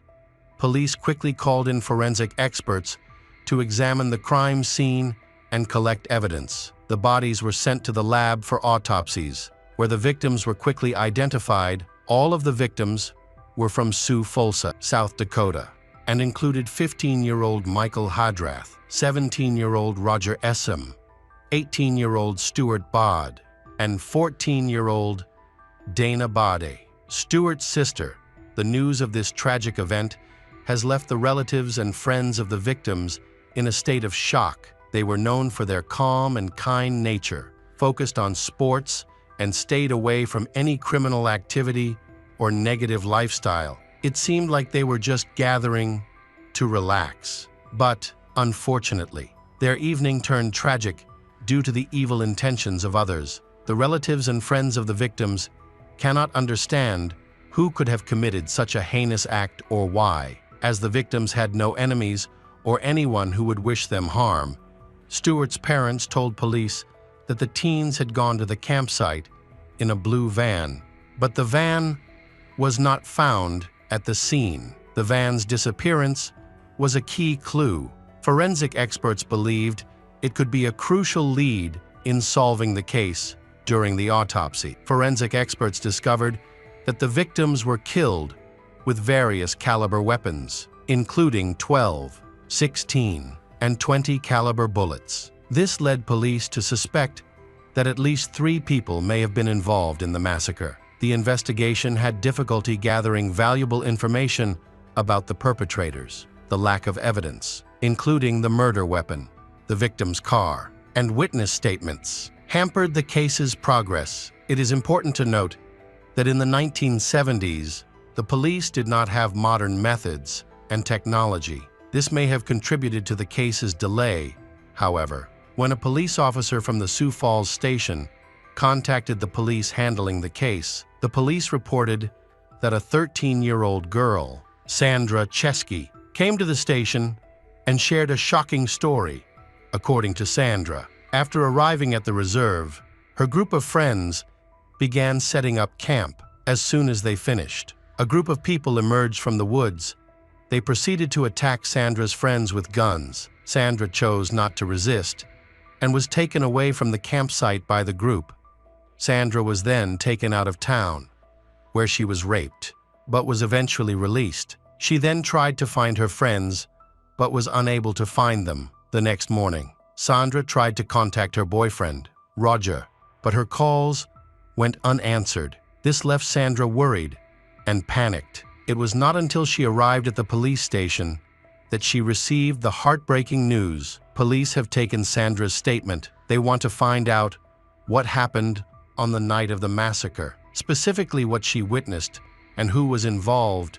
Police are trying to understand the motive behind the murder of the 4 young men and why the killers spared Sandra's life. Sandra explained that she and her friends had planned to camp at the reserve the day before.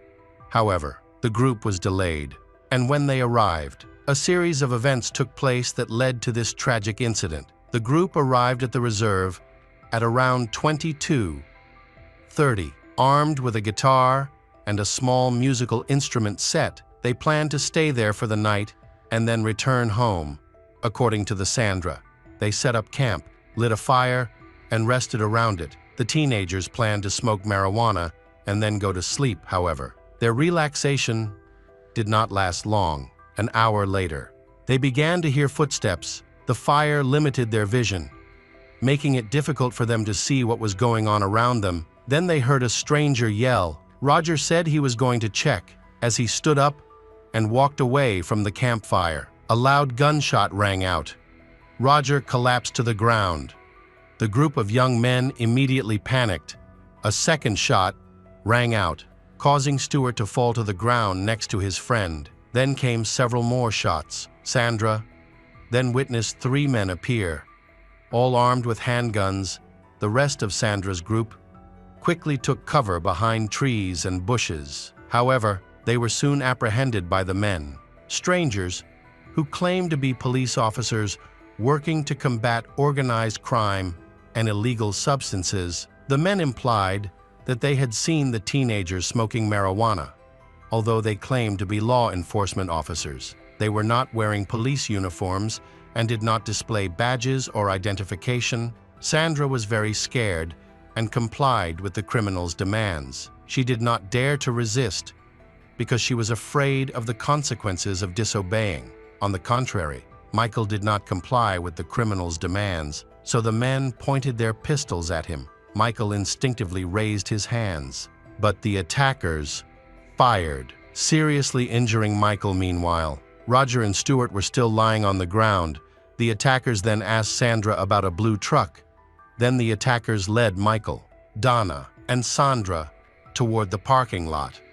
After arriving at Stewart's blue van, an attacker asked Sandra to unlock the car, which she did. The attacker then got into the driver's seat and they drove away together.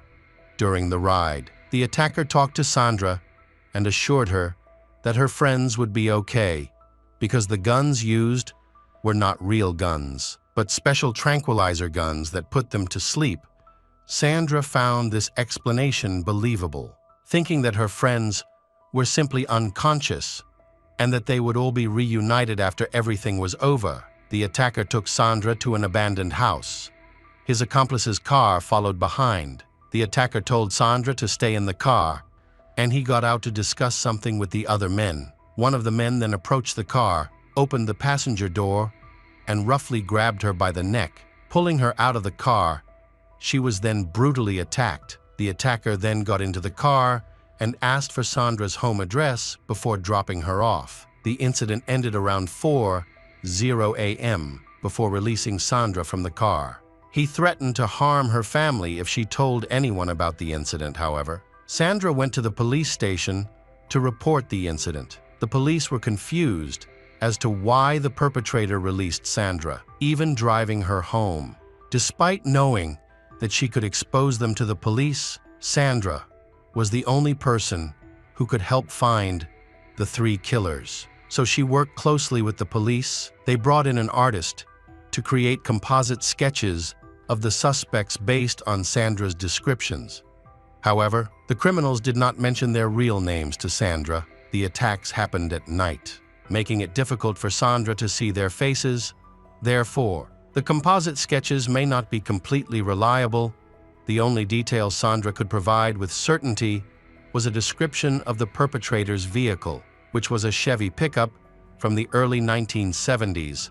After meeting Sandra, Stewart's car was discovered near a truck stop in Sioux Falls the following day. Forensic experts conducted a thorough examination and search of the car, looking for any fingerprints or other evidence that the perpetrator may have left behind. Unfortunately, the search did not yield any valuable information to aid the investigation. Police are investigating the location of the house where the criminal took Sandra. Hoping to find clues, data shows that this abandoned building is within 70 kilometers of the city. Search teams have been mobilized to locate the house as Thanksgiving approaches. Public pressure increases, and search teams are forced to speed up the search. The presence of 3 armed criminals capable of violent crimes against children makes people feel unsafe in their own homes. Sandra also joined in the search of the abandoned house. She also made regular visits to the police station to identify potential suspects based on composite sketches. Despite all their efforts, the case still hasn't yielded any leads. Sandra was placed under police guard at her home on Thanksgiving Day for her own safety, as she was the only witness who could identify the perpetrators. The police were concerned that the perpetrators might target Sandra after discovering that she had spoken to the police about them. On November 29, 1973, Sandra and the police discovered the White House with broken windows. It was the house where she had been brutally raped by a stranger. Sandra suddenly ran up to one of the police officers and threw her arms around him, terrified as the horrific memories of that night came flooding back to her as she stepped back. She noticed a blue pickup truck on the road. Sandra pointed to the vehicle. Recognizing it as the one used by the criminals on the night of the massacre, the police quickly stopped the pickup truck and a man got out. He was identified as 29-year-old Alan Fryer. Sandra was horrified when she realized that this was the man who had been present at the attack. Alan was immediately arrested and taken to the police station. Alan initially denied ever having been to the sanctuary and had nothing to do with the deaths of the children in the case, claiming that he could never hurt children. However, when pressed by the police, Alan began to break down.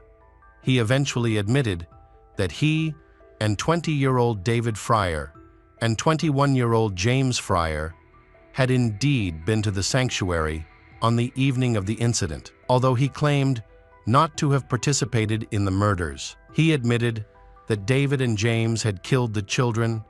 Alan disputed Sandra's initial testimony, instead saying that the teenagers had attacked them, causing them to attack back in self-defense.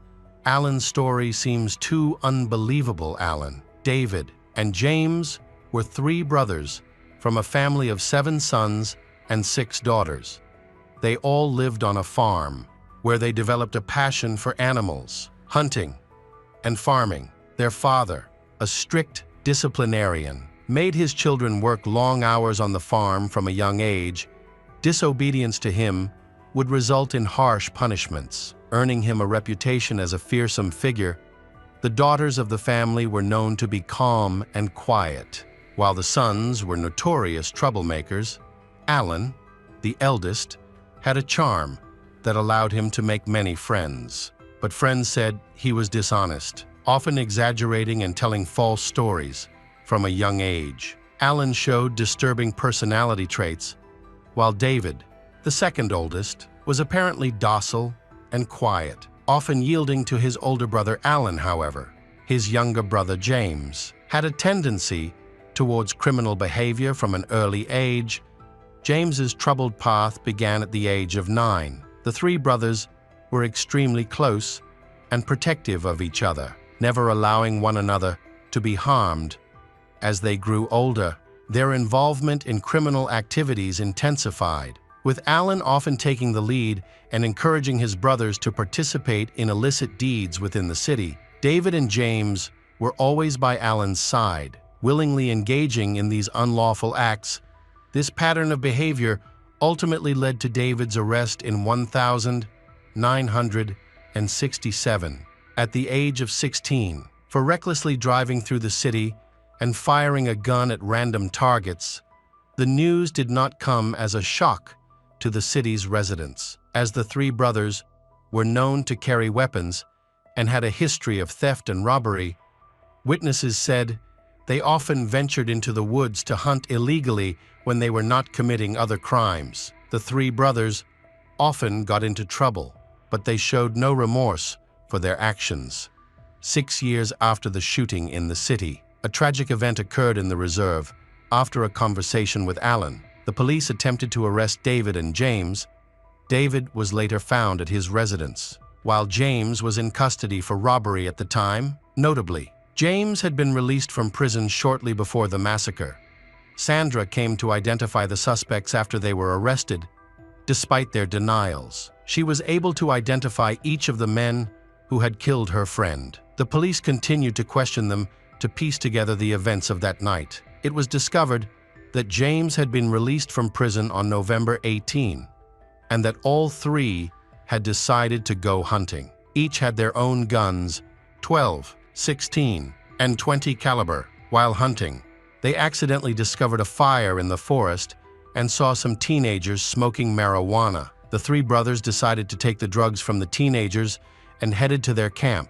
Roger was the first to discover them and stood up to confront them. He was instantly killed with a shotgun minutes after the massacre. Sandra and Alan got into a pickup truck and drove away. Stuart, badly injured, tried to stand up, then fell and died from his injuries. Dana and Michael were also killed. All three brothers were then arrested and waited behind bars for the trial to begin. Sandra expected James to be charged with rape, among other crimes, however. The judges decided that a murder charge would be enough to punish the offenders. Effectively ignoring Sandra's traumatic experiences during the trial, David Fryer confessed to the crimes and was sentenced to life in prison without parole. Alan Fryer was convicted of 4 counts of first-degree murder and sentenced to 4 terms of life in prison without parole on June 20, 1974. Alan was initially held in the Leon County Jail before being transferred to a maximum security prison. Coincidentally, Alan and James were both held at the facility. The brothers secretly communicated and soon hatched an escape plan. One night, Alan and James escaped from the prison in the early morning. Their escape went undetected for several hours, until one of the police discovered their empty cells. News of the brothers' escape spread quickly, causing a nationwide sensation and prompting a massive manhunt. Sandra, the prosecution's main witness, was particularly concerned about her safety. After learning about the escape, she believed that the brothers would retaliate against her, so the police provided her with armed guards. She lived in fear for days, until the fugitives were finally apprehended in Gilley, Wyoming. James's trial took place in December 1974. He was convicted of first-degree murder and sentenced to life without parole. Sandra spent a long time healing from the trauma she had experienced, including the brutal rape and brutal murder of her friends. Unfortunately, she faced further suffering due to the public backlash, with many blaming her for the incident. Her classmates shunned and bullied her, making her teenage years even more difficult, especially since she had already had a troubled and unsupportive childhood. As Sandra grew older, she persevered and rebuilt her life. At age 26, she got married, had children, and eventually became a grandmother. Years later, in 2016, she decided to share her story by writing a book. Welcome back to our channel. Today, we will explore a new case, the case of Kenia Monge. Kenia Monge was born in 1992 in Honduras. Her mother, Maria, was only 15 at the time. A year later, Maria left Kenia with her grandmother and moved to America alone in search of a better life. In America, Maria met Anthony Lee, whom she married, and they had 2 children together. 10 years later, in 2004, Maria brought Kenya from Honduras to join their family in Aurora, Colorado. East of Denver, the family welcomed Kenya warmly, and she quickly began calling Anthony Dad. Initially, Kenya struggled with English, but she found it easy to learn and soon improved her skills. Growing up in a poor country, she appreciated the opportunities in America after finishing high school. Kenya enrolled in a local college in Denver to study broadcasting. In 2010, at the age of 19, she moved out of her parents' home and into an apartment with her boyfriend. Since she and her friends were not yet old enough to enter bars and clubs, they used fake IDs to gain access to nightclubs. Her parents were unaware of this and would never have guessed that their daughter was breaking the law. However, Kenya could not foresee the consequences of her next trip to a nightclub with a fake ID. On Thursday, March 31, 2011, 19-year-old Kenya went to a nightclub in downtown Denver with two new friends. They spent time together and drank alcohol. Kenya, who was 155 meters tall and weighed about 40 kilos, quickly began to feel the effects of the drinks. At one point, she told her friends she needed to go to the bathroom. She left her purse, phone, and keys on the table, however, after going to the restroom. She never returned. Her friends assumed she had drunk too much and went home without worrying about her, continuing to enjoy their time at the club before leaving. The next morning, Friday, April 1, Kenya's boyfriend Louis became concerned when she hadn't come home. He hadn't received any calls or messages from her, although Kenya often walked home alone at night. She always returned with him. Louis contacted Kenya's sister, but she was unaware of Kenya's whereabouts. He then asked her to reach out to their parents. They also didn't know where Kenya was. The parents left work to search for her. Calling all her friends and acquaintances, they learned that Kenya had been out that night with girls she had only recently met. These girls later visited Kenya's parents, claiming they had been at the club using fake identification.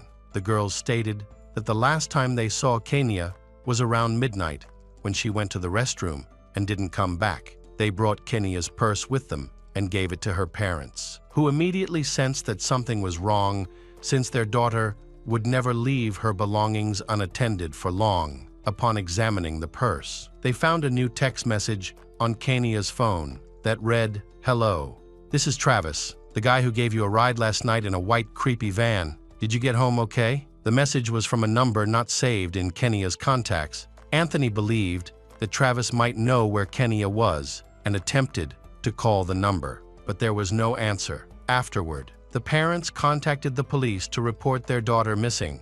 The officer they spoke to seemed unconcerned, suggesting that Kenya would likely return soon, and told them to wait 72 hours before officially reporting her as missing the following day. Saturday, April 2, Travis returned the call. He explained that he had seen Kenya on the street near the club around 2:03 a.m. Talking to a homeless man, Travis said he offered her help, but Kenya mentioned she needed to retrieve her car parked near another club. He described her as very drunk, which is why he offered her a ride to her car. They went to the club, but couldn't find her car. Travis offered to give Kenya a ride home. He said she gave him the address of her apartment, which she shared with her boyfriend. Travis recognized the address because he worked at a nearby bakery. On the way to Kenya's apartment, she mentioned needing to buy cigarettes, so they stopped at a gas station, but it was closed. Kenya then noticed an Asian man named Dan standing nearby. Smoking a cigarette, she approached him, and he gave her a cigarette. They began talking in Spanish, and then they left together. Leaving Travis behind, he got into his car and drove away, never seeing Kenya again. After hearing this story, Anthony found it strange and unsettling. He thanked Travis for sharing the information, and their conversation ended. The stepfather then called the police again to report what Travis had said, urging them to file a missing person report. However, the police refused because not enough time had passed since Kenya's disappearance. Frustrated, Anthony called Travis again to ask for more details about that night. Travis suggested they meet at the gas station where he last saw Kenya. Anthony agreed and took a gun with him. He then went to meet Maria. She pleaded with him not to go, but he ignored her concerns. Worried, Maria called the police to inform them of the situation. They agreed to send a police officer to their meeting place when the officer arrived at the gas station. Travis was already there with a friend and the officer. Travis recounted the same story, speaking convincingly and sincerely. However, Anthony doubted that his daughter wouldn't walk around the city at night with strangers. The officer also found the story suspicious. He separated the men and asked them questions. While talking to Travis, the officer noticed a strong smell of bleach coming from a nearby white van. He informed the officer, who then approached the van and confirmed the smell. The police officer asked Travis for permission to look inside the van, which he granted. Upon opening the back door, the officer saw a pristine interior with brand new carpeting. In contrast, the front seats were cluttered with food wrappers and debris, raising the officer's suspicions. However, it wasn't enough evidence to detain Travis later. He approached Anthony, crying and apologizing for leaving the girl alone that night. They shook hands and parted ways. At that moment, the handshake felt intense, and Anthony noticed Travis's hand was shaking. It was then Anthony realized that he was not just a random person. On Monday, April 4, just 4 days after Kenya went missing, the police began actively searching for her. By that time, her family and friends had already created and distributed flyers to people passing by. They also put up posters in public areas asking for assistance in locating the 19-year-old student. On April 6, Travis, 31-year-old, was brought to the Denver police station for formal questioning. During the interrogation, he recounted the same story he had previously told Anthony and a police officer at a gas station on April 2. He claimed that after breaking up with Kenya that night, he went home to his girlfriend, Carrie Humphrey, arriving at her place around 3 a.m. on the morning of April 1. He left for work at 8:03 a.m. The owner of the bakery from which Travis rented space was concerned when she discovered the security cameras were not functioning on the morning of April 2. Upon reviewing the footage, she found that the cameras had been turned off on April 1 at approximately 7:03 p.m. The last person recorded by the cameras was Travis, who was wearing latex gloves. The bakery owner stated that Travis was not scheduled to work on April 1. Detectives reviewed the surveillance footage before the cameras were turned off and saw Travis moving a cart with a large white refrigerator wrapped in tape. Later, he was captured on camera carrying a roll of carpet into the bakery. He returned to his van with what looked like a bottle of bleach and turned off the bakery's cameras. Detectives interviewed nearby business owners, and one reported that on the evening of April 1, they witnessed 2 men setting fire to a large barrel behind the bakery, with a white van parked close by.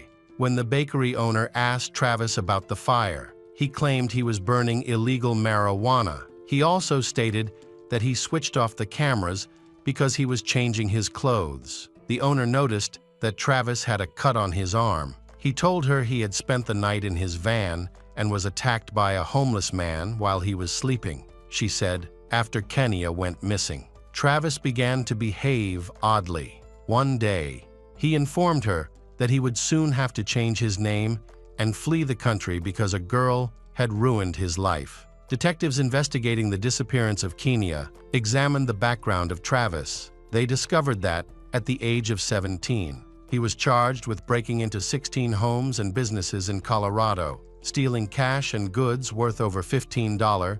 During a police search of Travis's room, officers found torn women's underwear in his closet, marked with the letter M in black marker, so he was convicted and sentenced to 9 years in prison. But instead of serving time, he was sent to a military camp. However, he spent only 2 months there before being expelled and placed on probation. A year later, while still on probation, Travis was arrested again for criminal harassment the following year. In 1999, he was caught with a knife. He also violated his curfew 43 times, which resulted in his transfer to a correctional facility in 2004. He faced charges for throwing rocks at women in Highlands Ranch, Colorado, for which he pleaded guilty and served 1 month in prison. Additionally, there are reports that Travis struggled with addictive and stole medications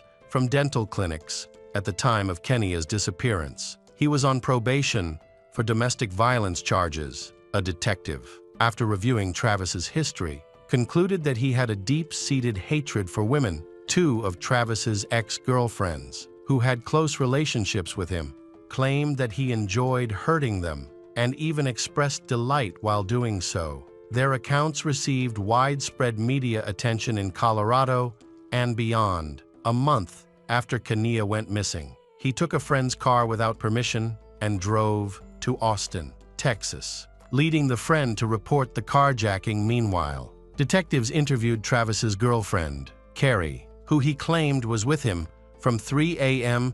to 8:3 a.m.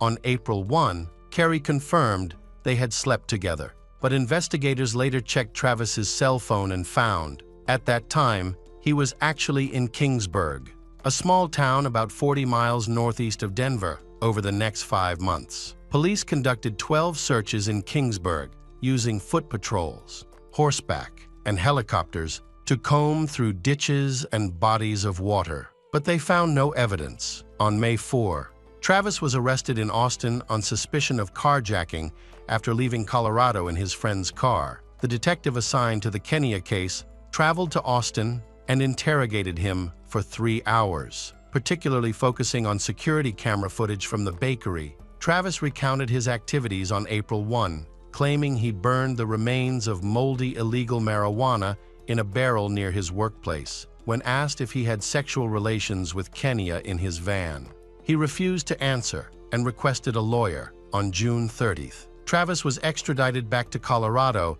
after his DNA was collected. His friend dropped the car theft charges against him, leading to his release. Once back in Colorado, Travis moved in with his father in his hometown of Fort Collins. Meanwhile, detectives kept a close watch on him. They discovered that he frequently visited nightclubs and bars and noted an incident on July 1 where he was stopped by the police for being heavily intoxicated and shouting loudly. After speaking with a local officer, he calmed down, and the detectives observed him for 3 more days before stopping their surveillance. On the evening of July 4, 2011, just 4 days after returning to Colorado, Travis went to downtown Fort Collins, where fireworks were scheduled to take place at the same time.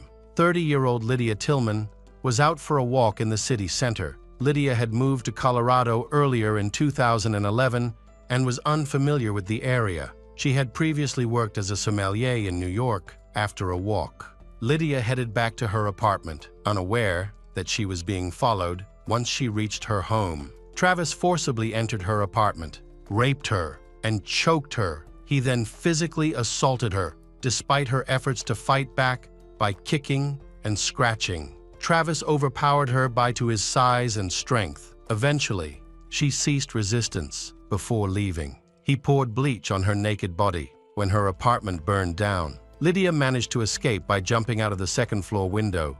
By that time, emergency services, including the fire department, police, and ambulance, had already arrived. She was taken to the hospital, and in here, she revealed that she did not know the man who had attacked her. Unfortunately, she suffered a stroke soon after and fell into a coma for 5 weeks. The police found no evidence at the crime scene, as it was covered in bleach and burnt materials. However, investigators were able to collect microscopic DNA from under Lydia's fingernails, which was sent to the lab for analysis. Detectives, noting the presence of bleach at the scene, suspected that Travis might be involved in the attack on Lydia, prompting them to resume active surveillance of him. Travis spent his evenings wandering the city center, avoiding bars and simply observing women. On the morning of July 10, officers saw him speaking with a girl on the street for about 30 minutes when they noticed them about to leave together. An officer approached Travis and asked him questions. He appeared nervous and claimed his name was Travis Kennedy, but he had no identification. phone number, and memory of his address by that time. The girl had left. The officers had to let him go. About 20 minutes later, Travis came back into the detective's view. He having changed his t-shirt and put on a cap, he then spotted a drunk woman and approached her around 3 a.m. on July 11.